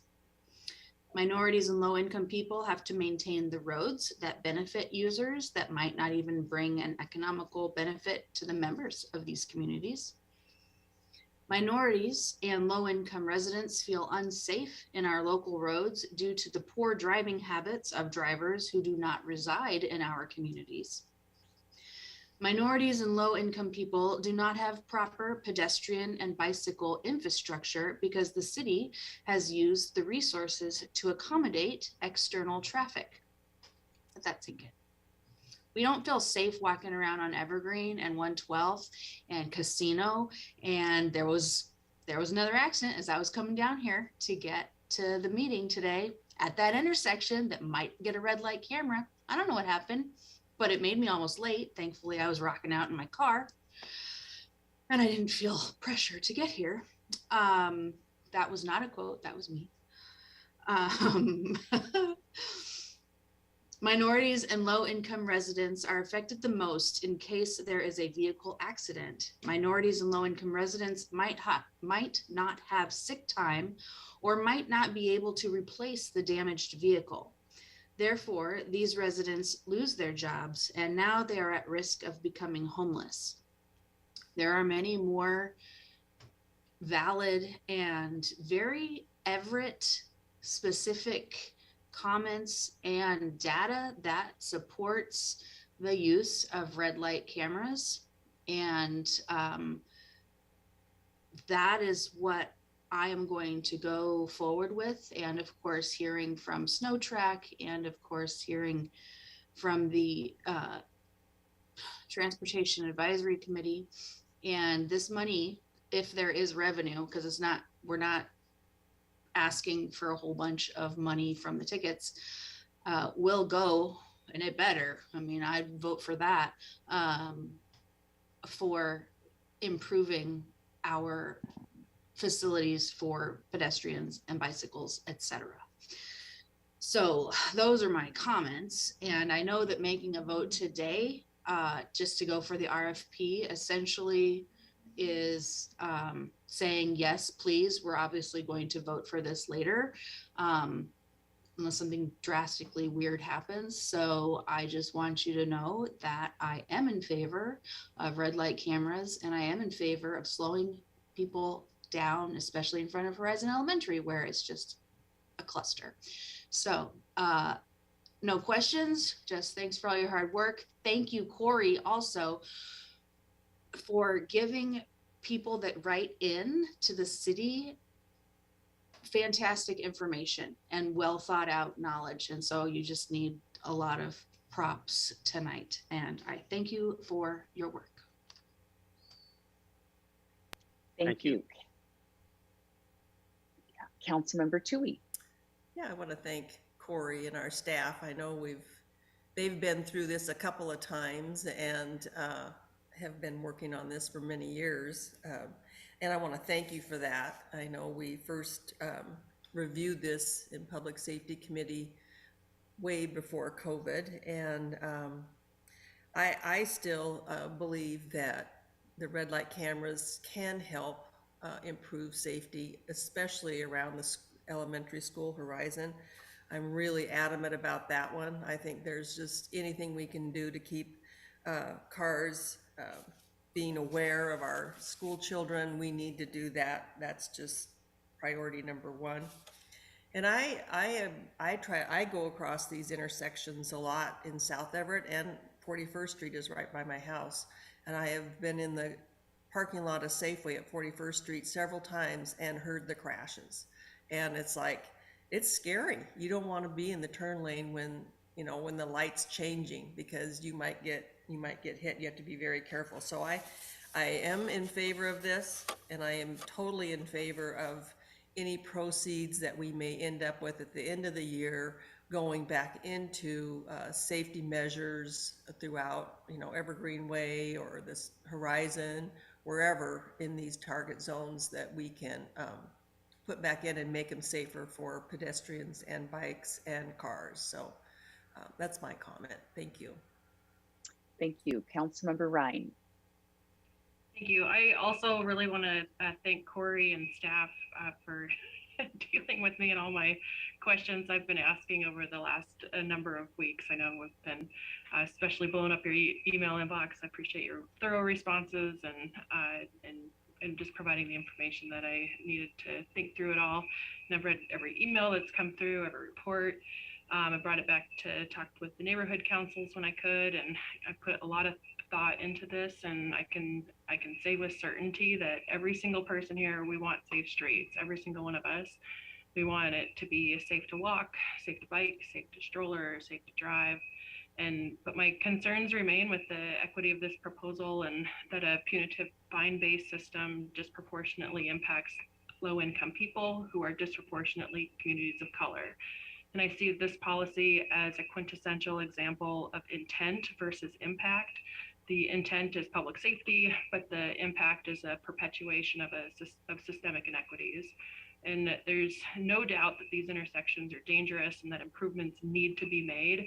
And I'm a huge advocate for changes to the built environment that encourages everyone to put down their phone, slow down, look out for others, and changes to the built environment is the equitable approach to this matter. If a person's too distracted to see a red light, then they're going to be too distracted to see a red light camera. Previous meeting, I brought up grants available through the state and federal funds, and would really like to work on getting our hands in those deep pockets instead of relying on a slow trickle of revenue through this program. And so I'd much rather see staff resources directed in a way to address the built environment and traffic calming measures in these intersections. So yes, I absolutely support safe streets for all, but not at the expense of communities of color. So I remain a no vote on this issue. Thank you. Thank you. Councilmember Schwab. Yes, I guess the point of order was were we supposed to listen to council comments on this issue first, or is that after? I believe we have some members of the public wishing to speak, but we'll do that after we. Okay. I thought they did it before. I might have done it out of order. That's okay. Just checking. I might have started the out of order, so I apologize. I too have spent a lot of time and effort on this particular issue, and I am concerned about the equity aspect. I think there's one key aspect here, and that is 43% of our statistics right now are from people outside the city limits that live there. So, and maybe up as far as, you know, over 50% if you took half of the no addresses given. So I'm not sure if it's always a concern. I don't know if the statistics support it. I'm a big proponent of this reducing the speeds along Evergreen Way. I don't think this is the answer to it all. So I hope this has got to be part of a larger comprehensive plan. I know there's talks about trying to reduce the speeds on Evergreen. If you try to go from Starbucks to Safeway on Evergreen Way, honestly, you're taking your life in your own hands. You have to run. And so when we talk about equity, I think anyone that has any type of a disability or physical challenge cannot do it. And I know there's other locations too in this area. So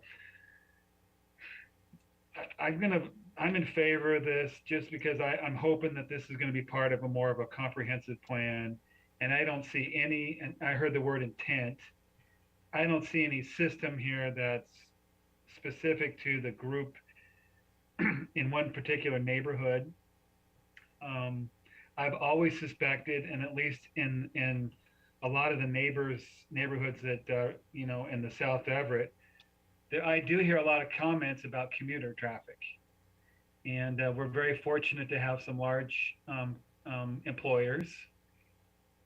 And so, but it's always a challenge to get around. So I guess I'm going to make the assumption that this is going to have an impact on some of the speeds on a lot of that commuter traffic. So thank you. Thank you. Councilmember Zerlingo. First of all, I'd like to thank the team for the briefing. I think one of the nice things about the team we have here in Everett is that we can rely on their integrity, their thoroughness, their focus on what's good for the citizens of Everett, their competence in all of this, because we're trying to make a judgment call here. I guess I'd like to reflect some on Councilmember Vogel's remarks. Her and I don't always agree, but I think we're coming into some alignment here. Some of the, we really do need safer infrastructure. These cameras are going to be harm reduction. They're not going to be a fix for this. And indeed, with respect to some of the speeds, those speeds aren't primarily determined by speed limits, but a little bit by enforcement and some by infrastructure. So harm reduction, I think, is the thing that we're addressing right now. I also appreciate the thoughtful public comments, though I do note we certainly see some dueling statistics and some differing assessments of the trade-offs. But one thing that does seem clear with respect, for example, to T-angle or T-bone collisions versus rear-end collisions, one of those is really often catastrophic. And another one is most typically property damage. So there's an asymmetry there that biases me in one direction. So I've looked a lot at those comments and concerns with respect to things like equity and fairness and impact on community members and drivers, which as Councilmember Schwab had said, are different things here in a substantial degree. I'm not a reflexive fan of automated law enforcement. But I've looked in particular at the practices and experience of some other cities and parts of the country in terms of where they place the cameras, and some troublesome things like shortening of yellow light intervals, which can dramatically increase the revenue produced by these cameras. That's not the case here in Everett. We've seen a careful analysis, a selection of the most hazardous intersections in one school zone, and specifically the directions of travel at those intersections that are the most problematic there in question. There've also been some concerns about speed. We've talked a little bit about what can be done that way. Councilmember Vogel had good remarks that way. I think that we're very much on point. There's more we can do in that area as we learn more, maybe focus what limited dollars we have in this area. And especially since the income beyond costs is determined to be focused on specifically traffic safety. And I've previously suggested that we further focus that income on the troublesome zones and the areas that drive their safety. I'm mindful that most of the choices we make involve consequences and trade-offs, not all of which we can understand in advance. But I think that staff, administration, and council members have all been working to understand them as well as possible, even if they don't come to the same conclusions.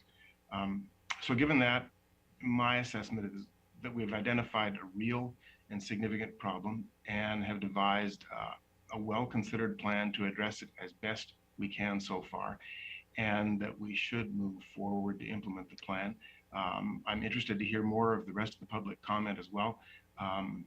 And would like to suggest one of the elements brought up in a couple of pieces of public comment was public visibility of this. So I'd like to suggest that publicly accessible reviews of the violation statistics and traffic be made available at a reasonable interval, say 3 months, 6 months, and a year after installation, so that we can get as much public buy-in and agreement and clarification and corrections as possible, depending on the real data that we get, see if they're accomplishing, the cameras are accomplishing what we, assuming we put them in, accomplishing what we intend and avoiding the negative impacts that are out of scale with the benefits that we're trying to achieve.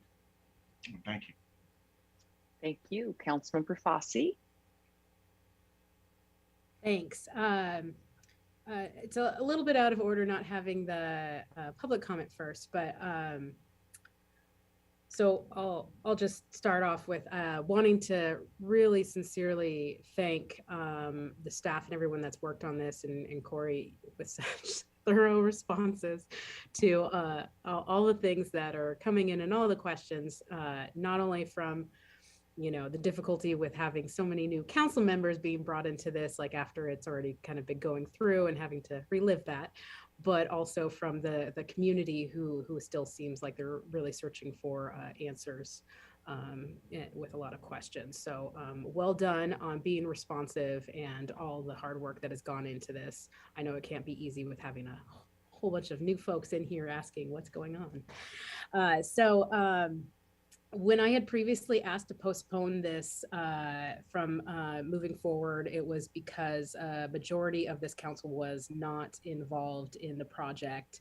And we needed time to review it and hear from the community and ask questions. And this is one of the reasons why I was hoping that it would go through the Public Safety Committee, the new one, so we could ask some of these and get a little bit more thorough answers for the community and flesh that out, because we do have a different council now, but that hasn't happened yet. And so I wanted to give thanks to everyone in the community that has done the outreach to us and provided input and feedback and expressed their support or their concerns.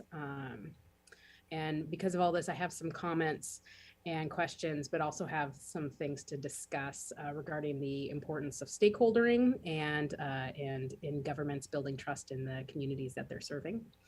So preface, I support school zone cameras. This is not about that. Children are most vulnerable. So not talking about the school zone ones, but some pros I saw to this this program and everything brought forward was a little bit of accessibility as far as the system of record for managing the traffic safety camera enforcement, was that they had to have the capability to accept online payments. And then the equipment was not supposed to have revealing the faces of the drivers. And those were supposed to be automatically redacted. That was very good. And then as far as the ability to store and archive all processed images as a requirement in a secured encrypted database, I had a question on that. How long is that kept? If you have a quick answer.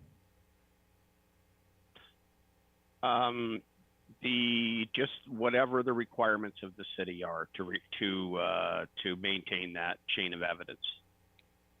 I don't have an exact date on that, but I can get that to you. Okay. And then I appreciate that all the data processing and storage must occur in the US. That's a good step. As far as the performance metrics, going on to what Councilmember Zarlingo was mentioning, I'm on board with that about the supplier.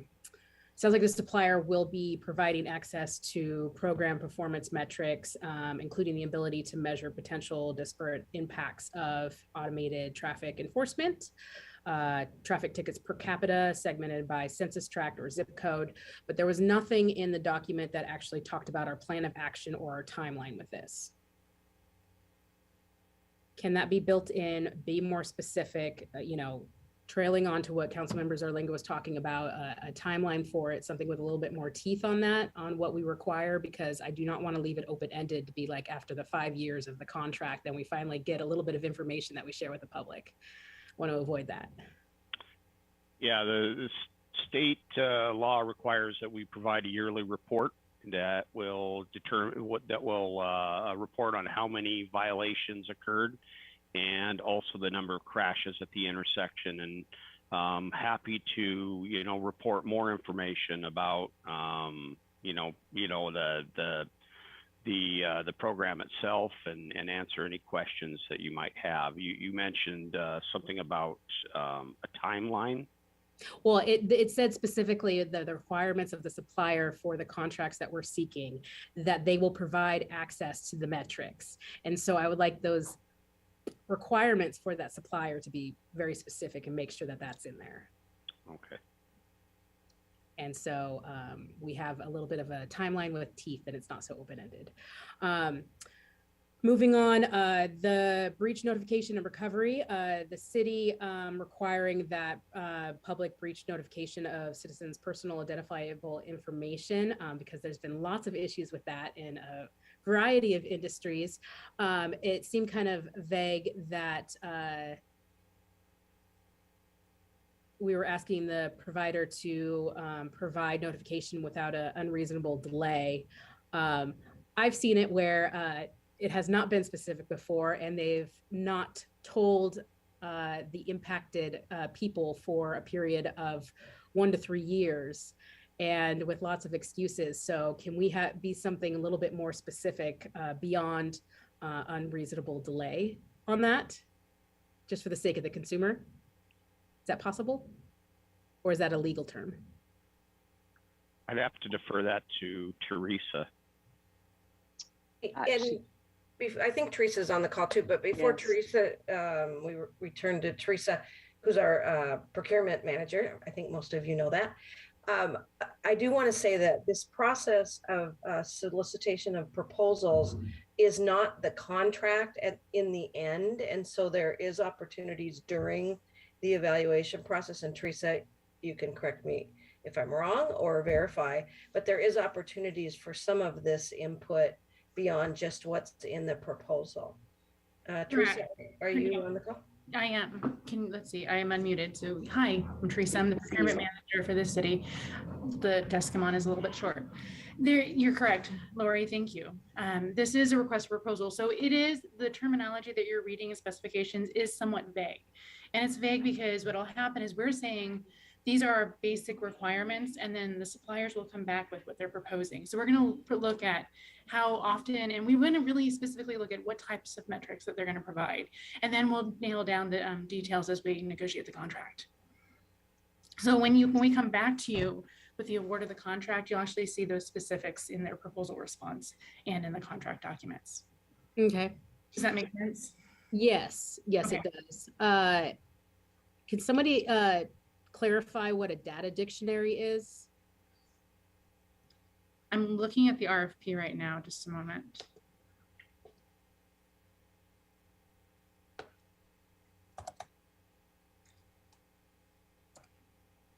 Sorry, I would have brought all of these forward at the safety committee meeting, but.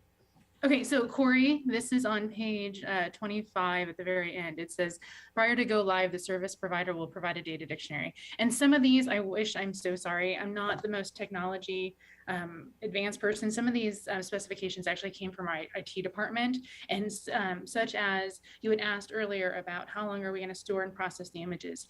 And some of those requirements are according to Washington state law. We have to hold on to those images as public records for a certain period of time before they can be disposed of. And so we'll be in compliance with the state law. We'll hold on to those images as long as necessary, but no longer than required. So the supplier won't hold on to them any longer than what our requirement is. Correct. Yeah, yes, and we'll make sure that we're in compliance with the state law. Okay, great. Okay. Yeah, if somebody could tell me what a data dictionary is at some point. I will have to get back to you on that one because I see where it says dictionary, and they're going to provide one, and I'd have to Google it. I'm sorry. All right. No, not a problem at all. Not a super important question on that one, but so with the automated traffic safety camera program. It said that the purpose was to reduce the number of fatalities, serious injuries, and property damage resulting from traffic accidents at city intersections and school zones, improving motorist, bicycle, pedestrian safety, and so forth. And I am in support of the priority of saving lives and keeping our residents safe. But for clarification, none of the intersections have had a fatal collision since 2005 attributed to red light running. And Casino and Evergreen and Broadway and 16th had 0 serious injury and fatal crashes. And those are all on the list of the things that we're looking at. I hear the concerns about having the most lights in communities of color. But I also understand that communities of colors are often the ones that suffer from a lack of investment that creates the top ranked crash and serious injury areas. I also recognize that driving is a privilege. So improving pedestrian safety is of super importance. I think it's problematic that out of the anticipated 1,375,000 taken from the community, that only 208,000 actually goes back into it. It's unfortunate, but then the flip side of the city doesn't really have any money to do those more equitable and progressive options that, you know, every community needs so much. So I see both sides on that and what our community is saying. I haven't heard any mitigation being discussed as far as the signage that is going to be leading up to the actual sites or the signage leading up to the implementation for as far as warning is concerned, grace periods on any of the ticketing in the initial start of the process, what the process is going to be with, if there's any sort of amendments we can do with dispute resolution to make that more accessible, because I know that's a barrier. And those are some of the other mitigating things, just as an example of where we might be able to make this a more equitable thing, even because it's not the most ideal solution. And so going forward, I would like us to maybe talk about that. So on to the stakeholdering and trust bit. I know how incredibly hard that the staff had worked out and the kind of dynamic processes and checks and balances that we have in place. And there is an admirable level of dedication and integrity that the staff here at the city function at. And seeing this from the inside, I just want to let the public know that I have a renewed sense of faith in the work that's being done here and the reasons behind a lot of decisions that are being made. So I just want to put that out there for the community trust aspect. No one should be expected to be perfect all the time. There's always going to be better ways to do things, no matter how hard we work. And there's always going to be room for improvement. But with having the communities of color and the Snohomish CPAC and NAACP and you know, folks from Unidos, like, it's just, when they're coming forward with concerns and are worried about how this disproportionately impacts and will have a negative impact on low-income folks and our BIPOC families, whether I or my fellow council members believe that this will or will not have disproportionate impacts is not the issue. The fact remains that there is stakeholdering work that appears that it needs to be done and work in our BIPOC with our BIPOC neighbors to listen and address and mitigate their concerns. And I feel like steamrolling ahead with this will create a negative public perception. So even if this is a project that we are eventually going to move forward with, there are significant portions of our population that still have concerns. And so I would like to move to briefly postpone this vote until we reach out to our BIPOC communities and have a stakeholdering meeting where we can address their concerns directly, maybe talk about some of the mitigation efforts that could be possible, and actually work with them directly and communicate with them and do that outreach with them, because it's important to have them feel like they're invested and they trust the decisions that we're going to be making. That does not necessarily mean that we are not going to do this. I just think we need to make the effort to reach out to them because they made the effort to reach out to us. So. And I would entertain a motion to table after we hear from the public, because they are waiting to speak to us. So I would ask you to hold on that until we can let these. I will table my motion and then I will come back to me. Absolutely. Yes. So what we'll do is we will hear from the public and then we'll go back down the roll again so that everyone can ask and comment and question after hearing from the members of the public. So Deb Williams, I'm sorry, Councilmember Fossey, is that all you had for now? Yep. Sorry, that Great. is all. Let's go to Deb Williams. And Deb, we have some community members waiting to speak. President Stonecipher, we have one individual waiting to speak on this item. Mr. Brock Howell, who I mentioned earlier, also provided written comment. Mr. Howell, please begin by giving your name and turn on your camera if possible. Please give the city in which you reside, and please limit your comments to 3 minutes. Mr. Howell? Okay, sorry. Thank you for the opportunity to provide public comment this evening. My name is Brock Howell. I'm the director of the Snohomish County Transportation Coalition, or SNOTRAC. We focus on addressing transportation needs for priority populations, including people of color, low income, disability, and those who are aging, as well as others. We are in support of the proposed automated traffic camera proposal by Public Works. We understand that this type of issue is a careful balancing of interests and concerns.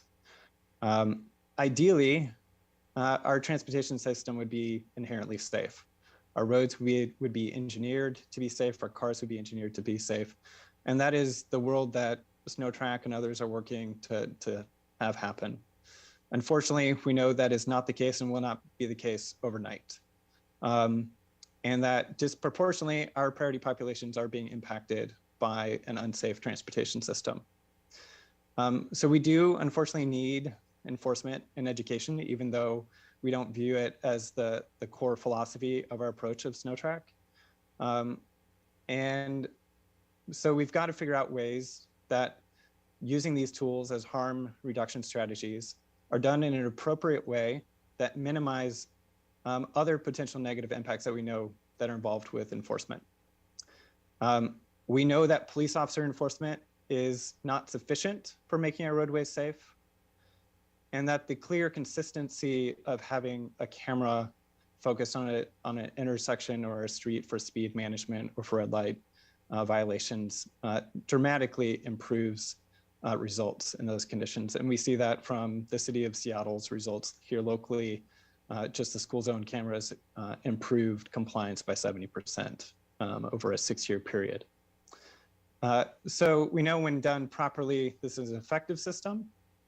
It removes police from the equation. It removes the really unfortunate incidents of where a police infraction, pulling over somebody can lead to an escalation that is both potentially bad for the police officer and for the potential violator.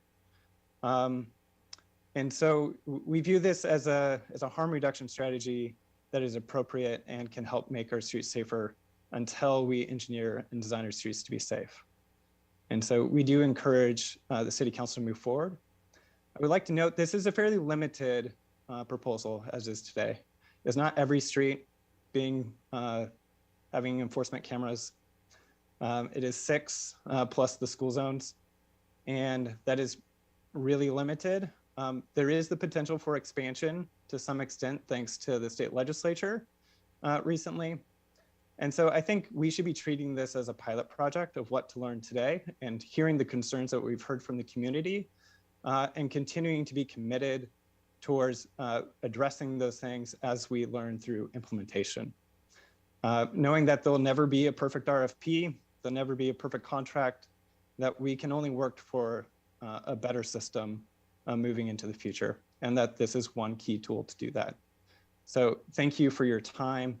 I do think this is the right approach from both a transportation safety perspective as well as a racial equity lens. So thank you.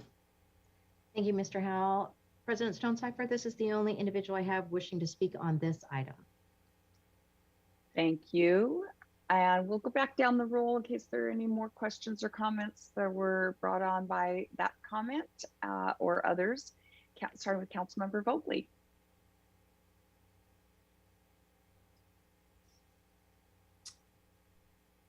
I don't think that I mentioned earlier my respect for the NAACP and the Ebony PAC, I think. And I do so much appreciate having those conversations with Demi, with Michelle, and with a few others. And that is one reason that I just keep looking and looking and looking and trying to figure this stuff out. And Councilmember Fossey, we do need to reach out. You know, I've mentioned a few times, maybe not on here, you know, what is the trust aspect? I know that government is not trusted, and here I am. But as government, here I am. But just like these numbers and the population and all the things are so incredibly revealing. You know, the traffic, what's it called? The traffic volume at these intersections far exceeds even the how about this? The traffic volume at these intersections exceed the actual population of our city, like exponentially. Okay, maybe not exponentially, but by quite a bit. So at least 2 times. So the amount of people going through our intersections and the population that actually drives, you know, because population includes children and people that don't drive. It's just, yes, there is some discussion that I think we can continue to have with the folks that are definitely mostly against this. I know I have to answer to my husband. He does not want this to happen, and he lives in the community that I live in. So let's keep talking and let's keep moving forward. Thank you. Councilmember Toohey. Yeah, I want to thank everybody who spoke about this. I know we've all gotten a lot of emails in respect to this particular item. You know, I really view it as, you know, a step in our safety of our community, and it's not the end all. And the goal is, you know, maybe 5 years, we don't need it. It does change the course of people's driving habits. It's proven that in city after city. And I think we need a timeout to do that. And, you know, I'm concerned with, you know, these streets on especially Evergreen Way. It's a lot of commuter traffic. We see it at 41st Street. We see it, you know, all the way down Evergreen Way and even up to Broadway.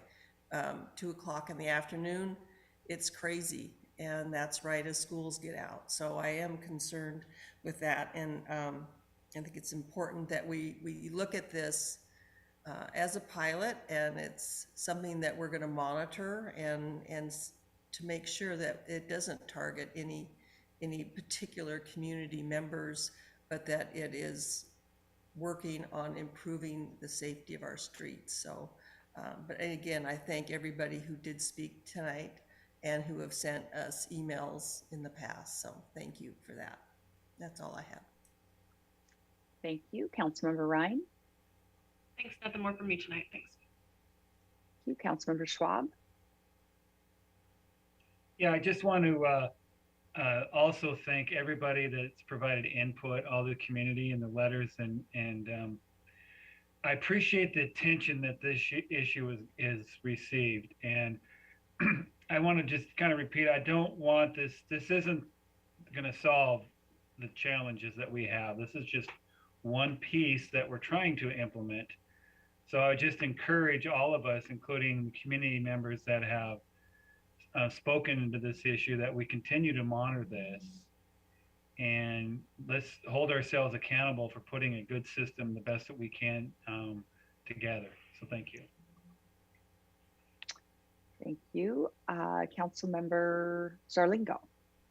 I'd also like to recognize the seriousness and public-spirited nature of the comments and analysis we've received, and the difficulty of wading through all of the trade-offs here. And as I think Councilmember Schwab had said, and as Councilmember Vogtley has noted as well, in terms of the number of people, a significant chunk of this is essentially commuting traffic, people not from those neighborhoods, and in some cases not from our city. And while this will not by itself reduce the speeds, I think that it has a good chance of improving the situation overall and perhaps providing a bit of revenue to be focused on persistent, more deep improvements to those areas. And so that is why I'm in favor of moving on with this. It's time to go.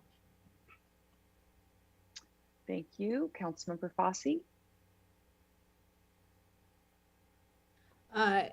You know, if it was a pilot for just the schools, like I wouldn't see any problem whatsoever. But I just want to be clear that my motion is not to negate the data, or it's not to disagree with moving forward or any of that. It's purely for doing stakeholdering work to work with the community that feels like they're not being heard, and to try to mitigate some of those issues. And I'm not talking about like for a long time, like a month. And then so we have at least a little bit of time to meet with some folks, hear their concerns and their issues, explain a little bit more background, because as much as we have a lot of that data, obviously it's not clear to the community, and they're not seeing that same sort of information and reasoning clearly the way some of our council members are.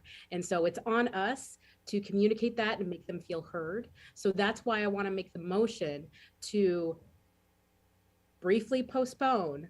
I don't care how long, if it's a month, that's fine, but enough time to be able to do some stakeholdering work and meet with different communities of color, or BIPOC communities, the families, people, you know, with disabilities, just to bring them all into the fold. And so we can have any additional mitigating factors also on the table when we decide to move this forward, if that's what we decide to do. So that is what and why I would like to have a motion to briefly postpone for stakeholdering meeting to happen in the next month. I hear motion to table the authorization to release the RFP for the automated traffic safety camera for 1 month in order to do stakeholdering outreach to the community. Do I hear a second? Point of information. This is Councilmember Vogely. Yes. And if a person is to second it, does it then get a vote, or is it just like a resolution where, oh, you get to work on it now? If we have a second, we'll have to take a vote on the motion to table. Okay. And then of course there would also be more discussion. Yes, there would. I'm gonna second Councilmember Fosse's motion. Okay. We have a motion and a second to table item 10 for 1 month, and we will now go down the roll and speak only to the motion, not to the item 10. The motion is a motion to table. So you are speaking about the motion to table and the motion to table alone, or I will rule you out of order, starting with Councilmember Vogely. I'm prepared to be ruled out of order, but I hope not. I think I'm on tack. To the motion, I believe that we can do stakeholdering work while continuing with this process. The end. Thank you, Councilmember Toohey. And I agree with Councilmember Vogely. I think we can move forward with this motion on the referendum and at the same time we can work on reaching out to these neighborhoods and these folks because it won't be accomplished for it's not due, the RFPs aren't due for 30 days, and then beyond that there's still negotiations and still time to make sure that, so I think we're easily 60 days, and I think Corey could comment on that. There should be plenty of time to reach out and do further education and communicating. That's all I have. Thank you. Thank you. Councilmember Ryan. Thanks. I would, speaking to the motion only, I would provide mention of caution that stakeholdering meetings there should be a lot of listening that happens in the stakeholdering meetings as well, to hear more from impacted communities about ways that this would impact them, and then ways that we can either mitigate or dissolve those concerns. So I would look to, if we do have the meetings, have it be a primary focus of listening and then providing information as requested. Thank you. Councilmember Schwab. Can I ask a question? Yes, you may. Okay. How long has this issue been before the citizens and the city council? Oh, well, I haven't made my comments yet, but it has been more than a decade for sure. Okay. I don't remember when it first came forward on city council, but it was probably 2010, Okay. I would guess. And then I guess, and then the other question, is it the intent of the chair or the president of council for us to have some input into how the contract is written or presented or received? Is there a process where we can have give some feedback on the contract itself?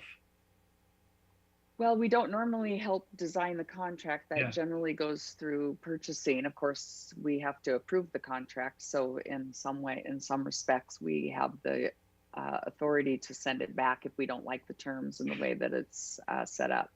I think what we can do is we would be able to talk to administration, find out a little bit more, ask them to bring forward a plan for some of the questions that have been raised about notification to the community, how is it going to be signed, and et cetera. Okay, thank you. Councilmember Zarlingo.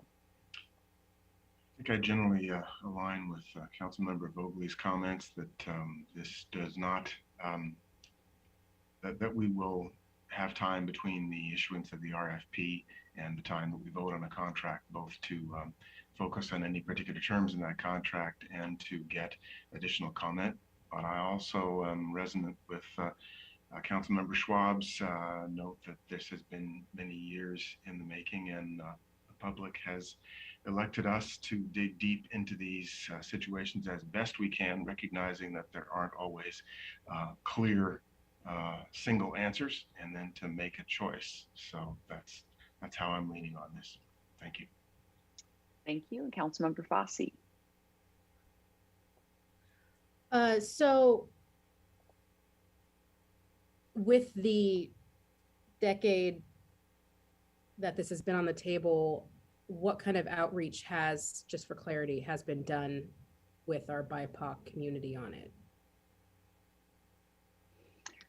Well, it hasn't been on the agenda since, for a decade. So my guess is, I don't know. I don't remember the kind of outreach. I remember we had input from the community at the time, but because there was some questions about the legality at the state level, that it all got kind of shuttled away. Lori has her hand up. Oh, thank you, Lori. Council, I just wanted to make a couple of comments, and if any of our staff have some additional detail, please speak up. I think in general, the outreach that I've seen over the last couple of years has been through our council meetings, through the media. I think this has been in the Herald several times, and so I don't think that this is an issue that is not familiar with our communities. I think, as you've heard over the last 6 months, that we've had community members come forward with concerns, and so I think targeted outreach, Council Member Fossey, was not done, but certainly general outreach. And this is probably a topic that has had more public comment and public input, probably one of the highest percentages since we were challenged with budget reductions in 2020 in terms of our public comments thus far with the process. The other, this is just a question that may not need to be answered tonight, but my assumption is with stakeholder outreach, that is initiated by council members, the listening sessions, as Councilmember Ryan referenced. And so that is our staff assumption. We certainly have a lot of information to provide, but I'm not assuming that staff are leading the stakeholder meetings. I guess what I was hearing is council members wanted to do that and listen to the community. Fair enough. Councilmember Fossey? Well, I would have the hopes that somebody with the expertise on the data would also be involved in that process. And as far as the general outreach, that's where my concern kind of comes in, because with having certain demographics of our community concerned about this issue, and the Herald and those types of avenues generally reach a particular type of demographic. And so that is not necessarily the most equitable outreach to the community directly. And if we haven't been, as a city, bringing these people into the fold, I can understand why they don't feel like their voices are necessarily involved in this decision. With coming to regards and deciding that it's going to be these particular sites today and voting and moving that forward, with this kind of opposition, without the willingness to actually just have that conversation, I don't think it reflects very nicely on us. And we may have some fallout because of that going forward. So that would be my major concern. Again, this is not turning it down. This is not stopping it. It's been on the table for a long time. Postponing it for a month to actually satisfy some concerns and listen to our community does not seem like that difficult of a prospect that we should run away from. Okay, we have a motion and a second to table. Clerk, will you please take the roll? Councilmember Vogely, No. Councilmember Tui, No. Councilmember Ryan, Yes. Councilmember Schwab, No. Councilmember Zarlingo, No. Councilmember Fossey, Yes. President Stonecipher. No. We're back to the main motion, and I'm going to use my president's privilege to now make my own comments that I have not made yet. So first, I too want to thank everyone who contacted us about this issue. I know this is an important issue to many in our community for lots of different reasons. As the one who has been on council for a lot of these discussions over time, I do want to point out that while it's been on the council's docket on and off again over more than a decade, we can see from the information that we received from the streets department that the issue is not getting better. I think it's interesting, this 43% of people who do not live here being, caught up in these incidents and tickets is interesting to me, because generally when police put out, they get a complaint in a neighborhood about a speed zone violators, and they go and put out their police ticket, or they go and do an enforcement action in that neighborhood. What they generally find is that almost everybody who gets a ticket is somebody who lives in the neighborhood, and often it's the person who called and complained. Just because that is, I guess, what you get when you complain about such things. But here we're finding that 43% of the people don't live here. And I think this is really in support of the complaints that I've received. And I know that my council colleagues must have received these as well. Complaints about unsafe traffic conditions, cut through traffic, speeding in neighborhoods, and just generally people who are very concerned about the traffic issues that they're dealing with in front of their homes, where their children play, where they're trying to get in and out of their driveways, and walking and going about their business. Some have pointed out that we haven't had any deaths, but I would say that we've been lucky yet. Should we just wait until someone does die at one of these intersections? Should we allow and continue to tolerate traffic risks in any of our neighborhoods, particularly those that are low income, BIPOC, whatever? I have, in my way of looking at this, to me, the lack of equity is that we would allow unsafe street conditions to exist in neighborhoods that are primarily lower income in our community. I think that that's, to me, that's abhorrent. And we've talked about and heard from some who think we should have fee reductions for violators, but this isn't specific to this proposal. I mean, I think that we have all sorts of tickets in our community that place an undue burden on low income people. And so that would be, that's an issue that I think isn't really and shouldn't be tied up into an RFP for this. I'll say that I have been someone who has been ticketed through a red light camera, not just the sneaky one where you make a California right-hand turn, but one where you actually, were speeding in the school zone. And I can tell you that I use that same road often when I'm in that same community, and I absolutely never speed down that road. And I do think about that often, and we know from experience that these programs do reduce speeds. People will get caught one time, and then they decide that they're not going to do that again. They don't want to pay that fine. And so for all those reasons and more, I do support this. Like I said, I've worked on this for a long time. I've thought that this is a very reasonable way of us to get an increased both sense and actual safety in our neighborhoods without having to deploy those precious police resources that we know that we need to be dealing with much more significant types of crime that they're uniquely equipped and trained to deal with in our community.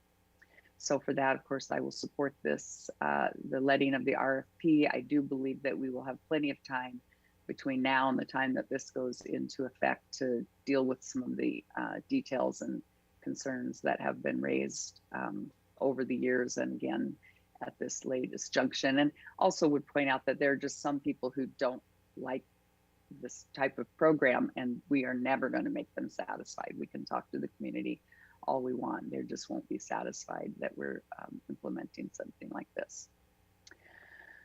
Are there any last comments for the good of the order? So raise your hand. Thank you. Councilmember Vogely. Very quickly, the person that I was quoting is in fact in my neighborhood and is in fact a member of the BIPOC community. Thank you for that. Clerk, will you please take the roll? Councilmember Vogely, Yes. Councilmember Tui, Yes. Councilmember Ryan, No. Councilmember Schwab, Yes. Councilmember Zarlingo, Yes. Councilmember Fosse, Yes. President Stone Cipher. Yes. Thank you. Now we will move down to item 11, adopt the resolution establishing the City Council rules of procedure for the conduct of council and repealing resolution number 7719. Do I hear a motion? Councilmember Ryan, so moves. Vogely seconds. Thank you. We've got the resolution on the table, and we'll go down the roll and listen to questions, comments.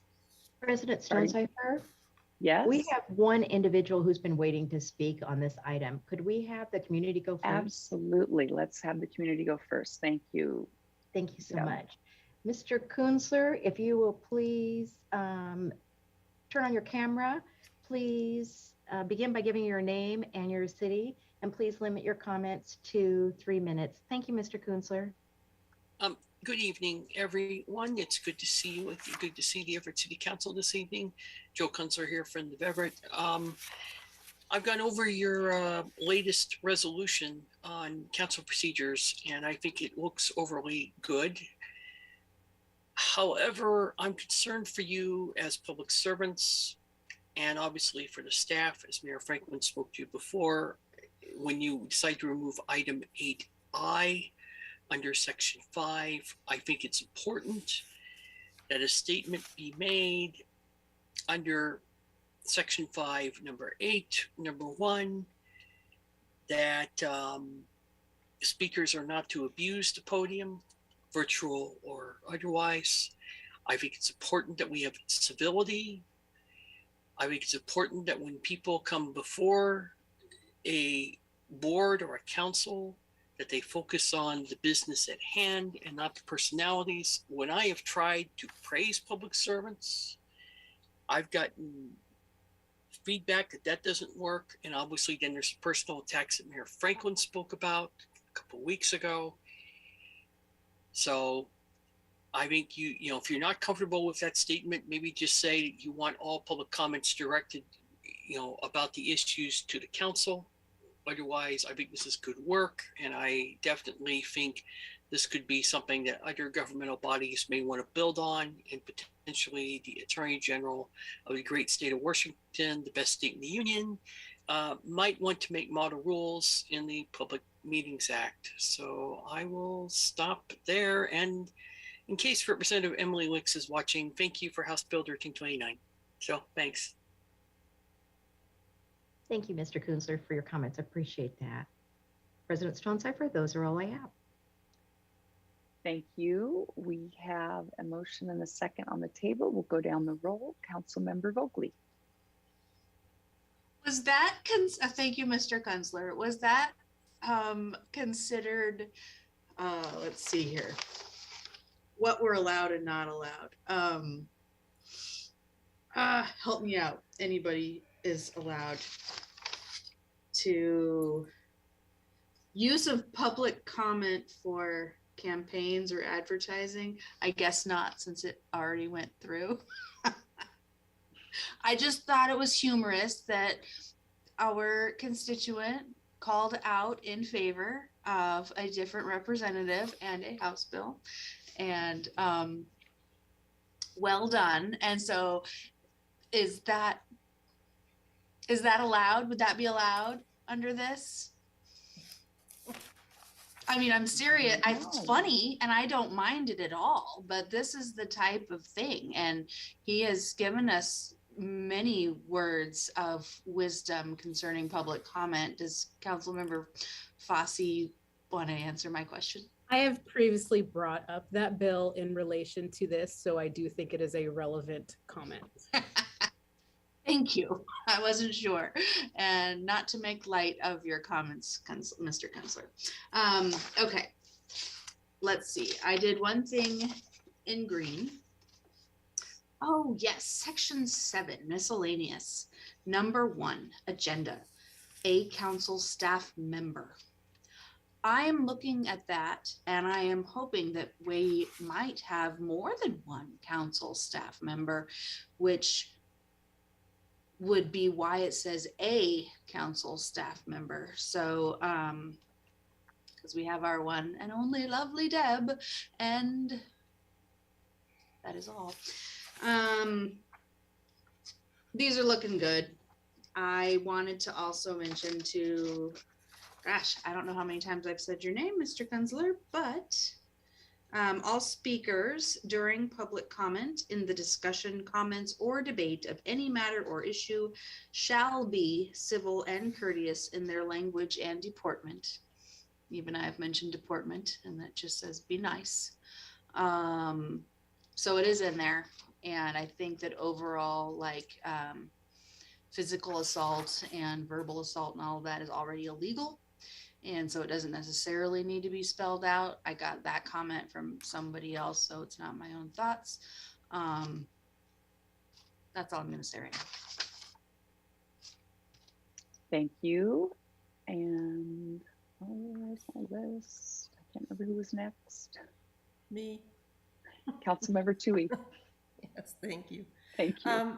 I just have a one thing that I kind of would like to have be more specific, which is under section number 2, where it talks about if a council member wants to come in remotely, and I don't even know if we can do this at this point, but when the rest of the council is in person, and the term towards the very bottom where it says infrequently, I think in fairness to everybody and over time with different presidents, that if we can be more specific with that as a number of council meetings within a calendar year, to me, would be better than just the word infrequently, because that can mean different things to different people.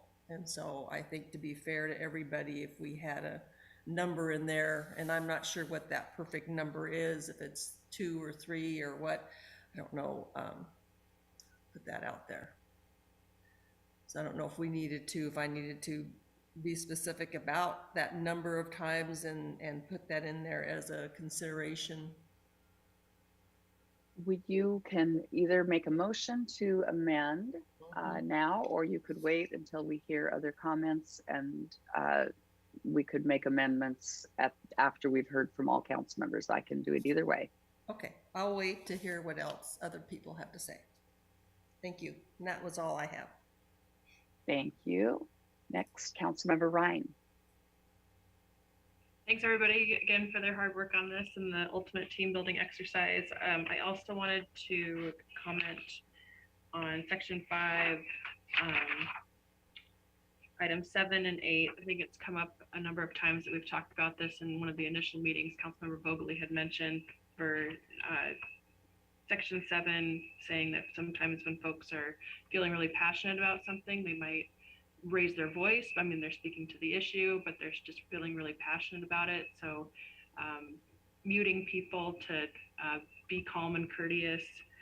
I agreed with her original comment about that. There was the next meeting that we talked about this, and I think maybe Councilor Vogely was absent for that meeting, and I had suggested that item or number 7 and number 8 are the two sides of the same coin. One side was be courteous, and the other side was, one side was do this, and the other side was don't do that. And then hearing Joe's comments tonight, I would like to, maybe not necessarily right now, but I would like to eventually make a motion to take out number 7 and include 8 back in, so that it's putting guidelines around and being very clear that harassing behavior is not acceptable, but sharing passionately your point of view is something that is allowed in chambers. So happy to make that now or later when we're going down the roll again. Thank you. Let's finish getting all the comments. Anyone who is thinking of any kind of amendments can air them at that time, and then we'll just do kind of a round robin of amendments at the end. Councilmember Schwab.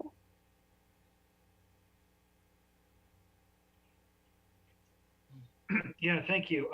I too, like Councilmember Tui, suggested, and that'd be section 3, paragraph 2.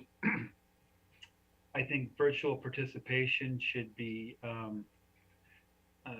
in the second word, the word limited circumstances.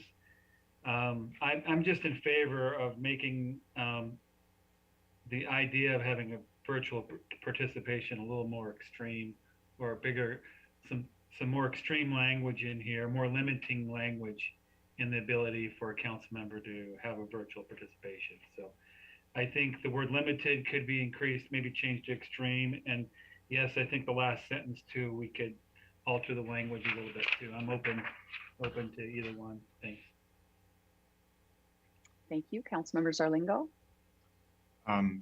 Yeah, I'd like to second what Councilmember Schwab had said and Councilmember Tui. I think that, you know, we're elected here to be the people's representatives and to be in front of them. And there's a lot of importance to that, to be accountable that way. So there are two aspects of that where I think it's different for us and should be.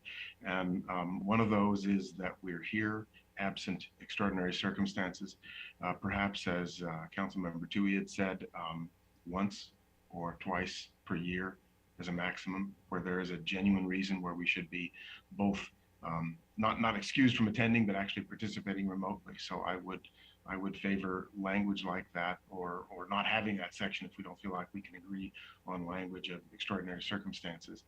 And the other part about that, a couple of other council members have stated in terms of civility. I think there's a distinction here between staff who are employees of the city of Everett, and those of us who are elected officials. And I guess I would say there that my sense of this is that for staff, I think we should have a standard of civility and not harassment. As Councilmember Oakley had said, I think there are legal implications there. For those of us who are elected officials, I think it's a matter of simply avoiding participation that's destructive to the process.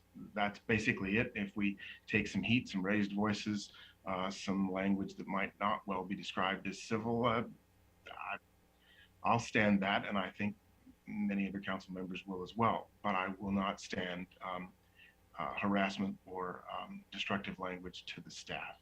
That isn't, I don't think that's either legal or advisable, and that is destructive to our processes.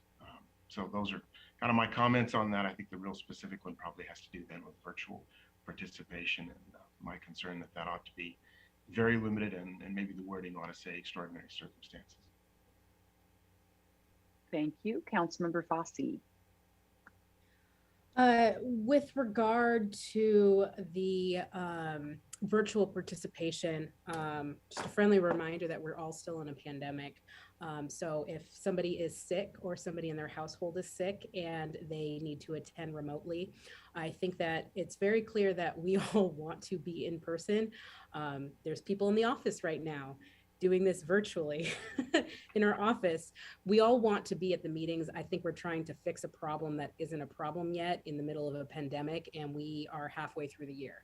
So if it becomes an issue, I think it makes sense to put restrictions on the dates and the time. But if my child is sick and I don't want to come in and get you guys sick or risk that, I'm going to stay home, but I still want to be a voice for my community. Or if I have to go have knee surgery and I need to be out and I just don't have the physical capability to make it in, I still want to be able to voice myself, like, for my community on votes. So, and those are considered, you know, within the way that it's currently described. I don't think anyone on this council is going to be taking advantage of that or abusing that privilege. And it's also up to our president's discretion on that as well. And I trust who we elected president. So I think we're trying to fix a problem before it's a problem in the middle of a pandemic, and just to be mindful of that. And we make the change again in probably like 6 months, and we can reevaluate it then. That's my suggestion on that one. As far as the other one with the civility and listing it, I am cautious when it comes to listing out specific things in contractual manners instead of the overgeneralized above, because when we start talking about particular types of behavior, there's always going to be something that we miss. And so when you leave something out, it just is a little bit, I don't know. It's not usually how I like to do contracts, is starting to list different things and miss some things. So I think that having people be civil and courteous in their language and deportment, I mean, that's how I've done it in other arenas. And I think that that is a good standard to have moving forward in public discourse. That's all. Thank you. And I believe I stated this at last week's meeting. For my part, I will be making a motion to strike section 2 with virtual participation completely from the rules and procedures. My reasoning is really because we do allow in section 1 the full council to participate remotely in a meeting. It does allow us to designate special meetings as remote meetings as well. And I think there are very practical reasons that the virtual participation, where some council members are in person and some are participating remotely, are very difficult. We heard from administration that hybrid type of meeting is difficult for them to manage with the technology that we have. If we want the remote person to have the kind of dialogue that the in-person people would be having. So for that reason, I feel like if somebody is ill or can't make it in, certainly we've always accommodated scheduling key votes around people's schedules. We would do that. I think that our Congress and our state legislature both require participation in person in terms of a vote. And I think that that is a good policy to have. I tend to agree with the idea that under public comment, item 7, which is a little bit more vague, I would say, might be better than item 8, which seems to be kind of a laundry list of types of behavior that we're not going to allow to happen. And so I like it the way it is right now with that item 8, section I struck.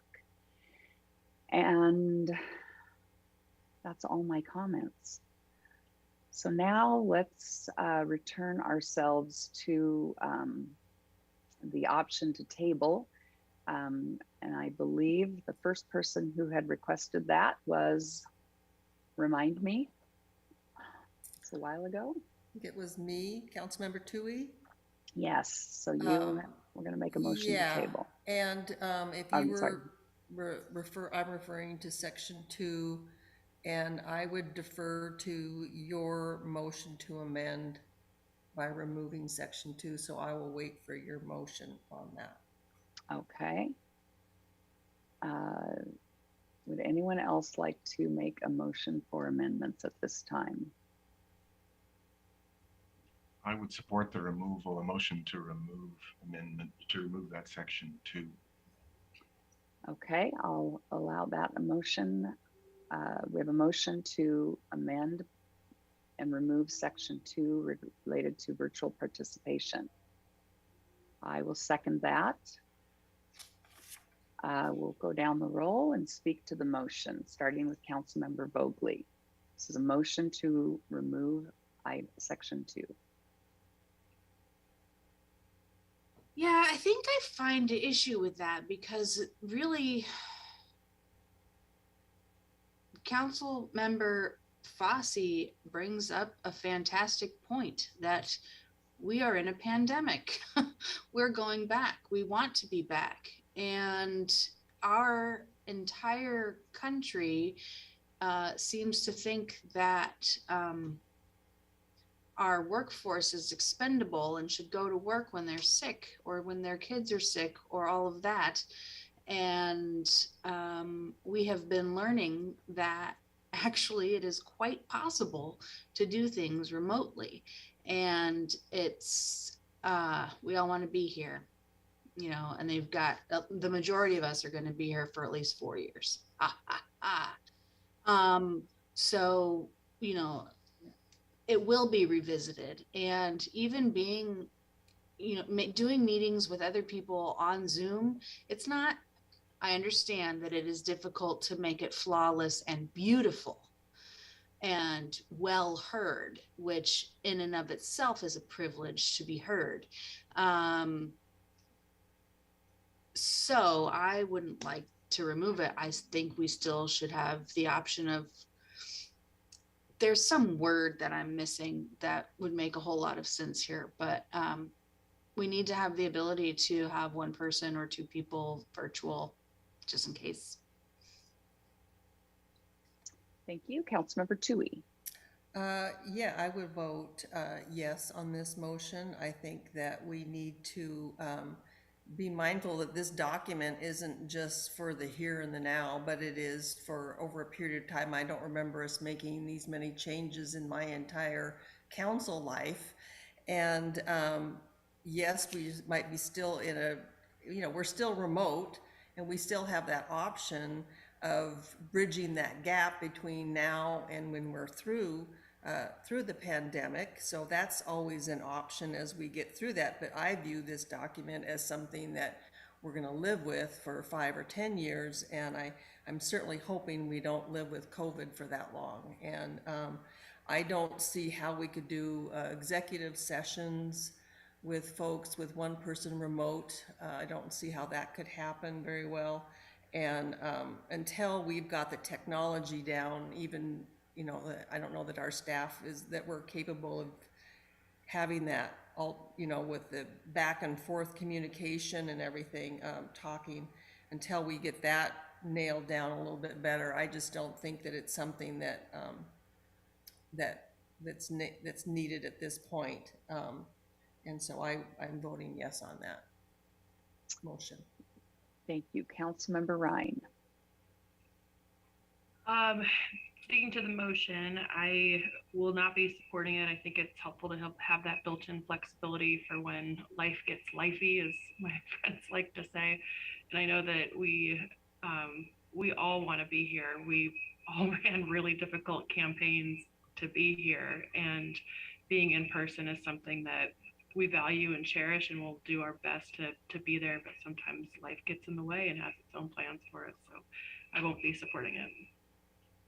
Thank you. Councilmember Schwab.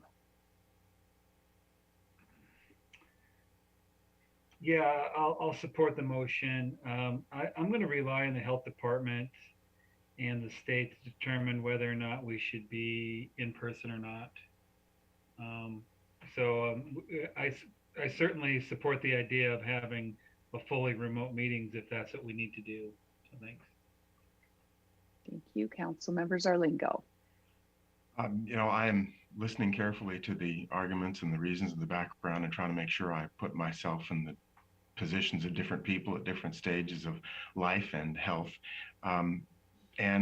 Perhaps since there is a real difficulty in doing a good job of hybrid meetings, but also a need to try to accommodate different situations and still do the public's business in the way we should be doing it. Perhaps a way to do this without Section 2 is to be willing, at the council president's discretion, perhaps with consultation with other council members, to simply, if a member is needing to be virtual, then to convert a single meeting to a virtual meeting, to a fully virtual meeting, not a hybrid meeting. That, because of the changes and the inconvenience, probably puts the kind of hurdle that I think we might want in terms of going remote, but it allows it to happen when when it's something that someone really wants or needs to participate in, and we can't move the agenda around. So for that reason, what I would say is that I would favor removing Section 2 and being willing to use the discretion we have now to switch to a virtual meeting if we need to handle that kind of situation when it arises. Thank you. Councilmember Fossey. I'd just like to point out that it seems like the council members right now that are against this motion are also the women with young children. So that's something to be mindful of, because again, my son comes home oftentimes with colds and sicknesses, and I won't say who, but there's already been somebody that is actually worried about that in the office and has been very cautious about their time here, but they want to actually participate. So either we get the chance to go and be in person and vote for our community and participate that way, or the other option of like not. And I don't think that that's a good approach. And Council Members Zarlingo, I appreciate you trying to think out of the box on the option of alternatives to number 2. I think that we should be more flexible. And the way that it is now, it is subject to the president's discretion on deciding whether that is going to be allowed or not going to be allowed. So I think that already puts it ultimately in somebody's hands to be able to make that decision. It can go through like approval of the whole council, but I think that we should have that flexibility, and changing at the last minute to make everything remote puts the public at a disadvantage of wanting to actually be there and being able to offer their public comment in person when there is unfortunately a council member sick, or a council member who has a child that's sick and doesn't want to be contagious to other folks, or there's some other medical emergency or work emergency or something happening. So I don't think that Congress is a good standard for us to hold ourselves to, because I would like to hold us more to the level of a well-run community meeting that is more in touch with their community and flexible with the fact that we are people and we have lives and we want to hear from our public and we want to be involved. I think that that is a much more in touch level to actually put us at a standard with. Congress is not accessible. So that is not a good bar, I think, to put us at. But that's just my comments on it. I think equity-wise and flexibility, pandemic-wise, all of that, the way it's written right now, it's in Councilmember Stonecipher's hands. So, and I trust her as our president. So I would be voting no against this amendment. Okay, I have no further comments. Clerk, will you please take the roll? We are voting on, oh, I'm sorry, Councilmember Vogely, I saw your hand.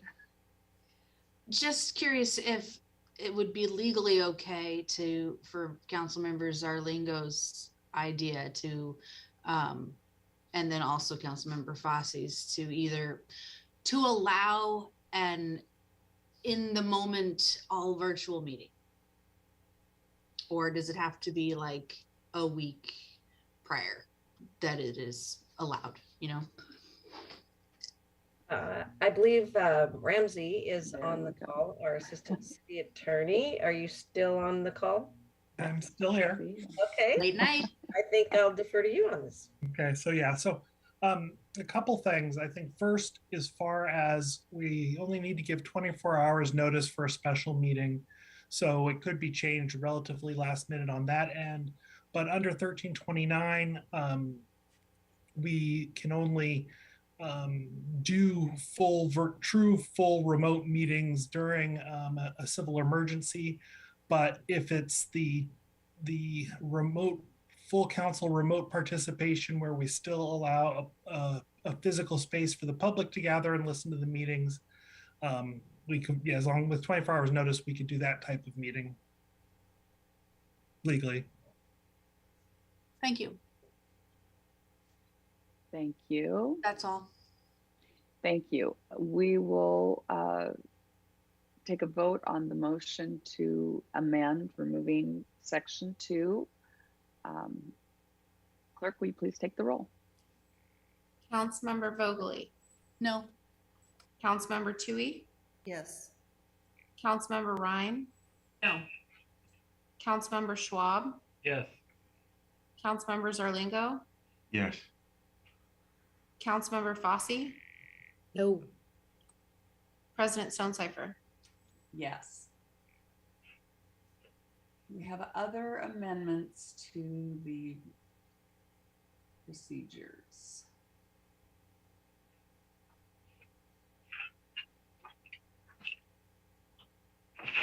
Councilmember Wright. I think I have my volume down. So I would like to make a motion. I'm not sure if these can be done together or separately, or if it can all just be considered as one, but I'd like to make a motion to strike section 5, number 7, and reinstate section 5, number 8I, but with removing the rest of the sentence after behavior. So having section I to say speakers may not engage in abusive or harassing behaviors. Then we don't have the list of things that we would have to check through to see if they folks said anything along those lines, but keeping it broad and protecting and making sure that people who are in chambers providing comments are not doing it in a way that is harassing staff or people or council members, but we're also not controlling their volume at which they do so. Yes, Ramsey, I see your hand up. Okay. Oh, sorry.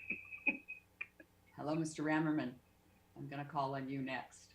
I just wanted to comment on these two sections. I think the first section 7, I think, is just on how we want people to comport themselves. We've had something similar in the policy for the last 10 years. We've never actually ruled someone out of order. It's really meant for extreme situations when people are just, acting completely unacceptable. But the second in section 8, the reason why we have those list of additional items is because of the First Amendment. If we give the council too much discretion, then it opens us up to potential lawsuits in enforcing it in a unfair way. based on the content, we don't like what they're saying. By putting a list of items there, we can then, when we do have to censor someone, we can say, you see, it fits into our list of items, and that's why it's there. If we give the too much discretion, it just opens up potentially legally. Either one is permissible, but isn't automatically violate the First Amendment if there's discretion there. It's just a certain level of protection by having that list of items. So could it be amended to say, speakers may not engage in abusive or harassing behavior, including but not limited to, and then list? Yeah, that could be, that would work too. I think just by having some type of list there, it gives the public an idea of the type of stuff that isn't allowed, and it'll gives us something to point to if we do actually have to censor someone. Thank you. I would like to retract my motion. That's the correct way of saying that.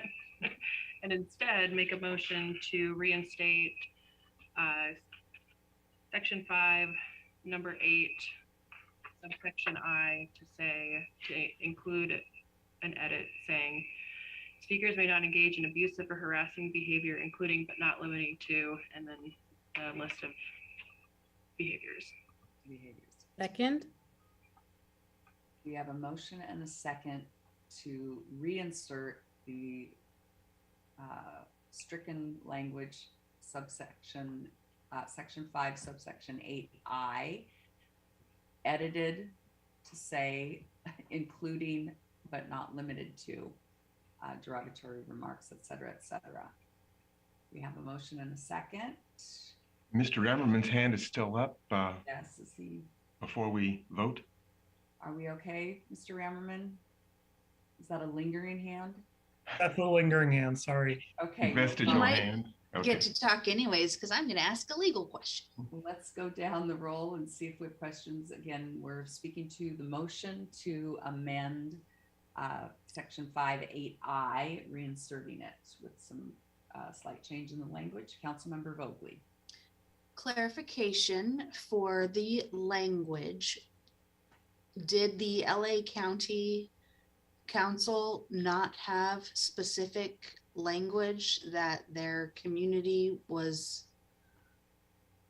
Is that why they had to pay the fine, because they weren't specific enough in their language? My understanding is that originally they did not have good limiting language, but then they got in some good language. But I think the bigger thing was that it was clear that they were targeting this individual because of his obnoxiousness. But they were, and certain things you just can't get around, where someone can be creative on it. But they, Mr. Hunt, that's. Yes, that's a hard one to get around. So, but that's my understanding. I have to go back and look at the cases on it. I know originally they didn't have good language. They did adopt language at some point within the saga, but it still didn't help because he just got more creative. Okay. Thank you. Councilmember Toohey. I don't have any questions or comments, but thank you, Ramsey, for staying up with us tonight. Councilmember Ryan. Having sat through a lot of public comment, I do think it's helpful to have the protections in place to make sure that folks are not crossing a line, and if they do, then we have a place that we can point to back our claims up. Councilmember Schwab. No question, thanks. Councilmember Zarlingo. I'm tolerant of a variety of public comment in this, but I guess I would echo what Councilmember Ryan says, is that I think we haven't had this as a big problem, but we don't really want to be badly behind the power curve on it if it does crop up. Thank you. Councilmember Fossey. No questions or comments. And I have nothing to add. I'm glad we heard from our city attorney along the lines of this language, which we might have ill-advisedly taken out on our own. Clerk, will you please take the roll? Councilmember Vogely. This is the motion to do the but not limited to. So I will say yes, reinstate that with the added language. Councilmember Toohey. Yes. Councilmember Ryan, Yes. Councilmember Schwab, Yes. Councilmember Zarlingo, Yes. Councilmember Fosse, Yes. President Stonecipher. Yes. Do we have any other amendments to be proposed?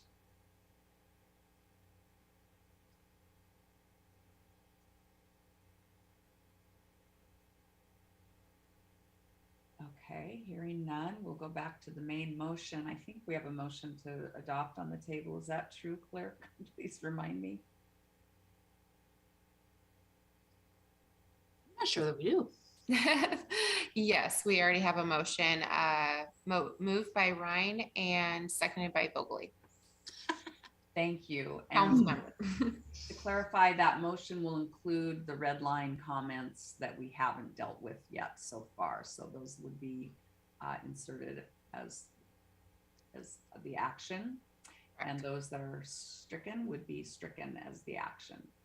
So we have a motion and a second to adopt the procedures, and let's go down the roll one last time. Councilmember Vogely, Listening to the sirens outside. Councilmember Toohey, I have no further comment. Thank you. Councilmember Ryan, No further comments or questions. Thanks. Councilmember Schwab, No comments, thank you. Councilmember Zarlingo, No more from me. Councilmember Fosse, No questions or comments. and I have no further questions or comments. Clerk, will you please take the roll? Councilmember Vogely, Yes. Councilmember Toohey, Yes. Councilmember Ryan, Yes. Councilmember Schwab, Yes. Councilmember Zarlingo, With relief, yes. Councilmember Fosse, Yes. President Stonecipher. Yes. Believe it or not, we're moving on to the council briefing agenda. These items come before the city council serving as a council committee of the whole and are likely to be scheduled at a future meeting. Item 12 is Council Bill 2203-12, first reading. Adopt an ordinance creating a special improvement project entitled Everett Smelter Draining, Fund 336, Program 028. The third and final reading will be held on April 20th, 2022. And Ryan Sass drew the short stick tonight. I think he's here to brief us on this. Good evening, Hi. council members. Ryan Sass with Public Works. As you're aware, the Department of Ecology is still doing cleanups in the Riverside neighborhood in the Everett Smelter area. They're continuing with the residential cleanups in accordance with funding provided by the legislature.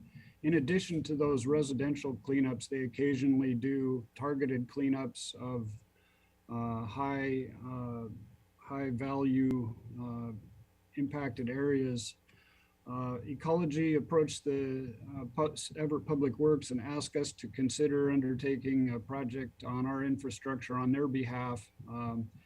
They were interested in funding the project. They were having trouble getting to their projects. And so what this funding ordinance does is sets up our project accounting to use Department of Ecology funding to slip line or use cast in place liner pipe in one of our existing storm drains in the Riverside Business Park area. That's an area that we took over from Port of Everett several years back, in an area of higher contamination where there's concern that the contaminated soils in that area will infiltrate into the aging stormwater drains and then be carried into the Snohomish River. And so the cast in place pipeliner would prevent that eventuality. And so this project sets us up to do that project on behalf of and with Department of Ecology. Thank you. We'll go down the roll and see if we have any questions, starting with Councilmember Vogely. Oh, I've got at least 25. Are you ready for this? Kidding. Hooray.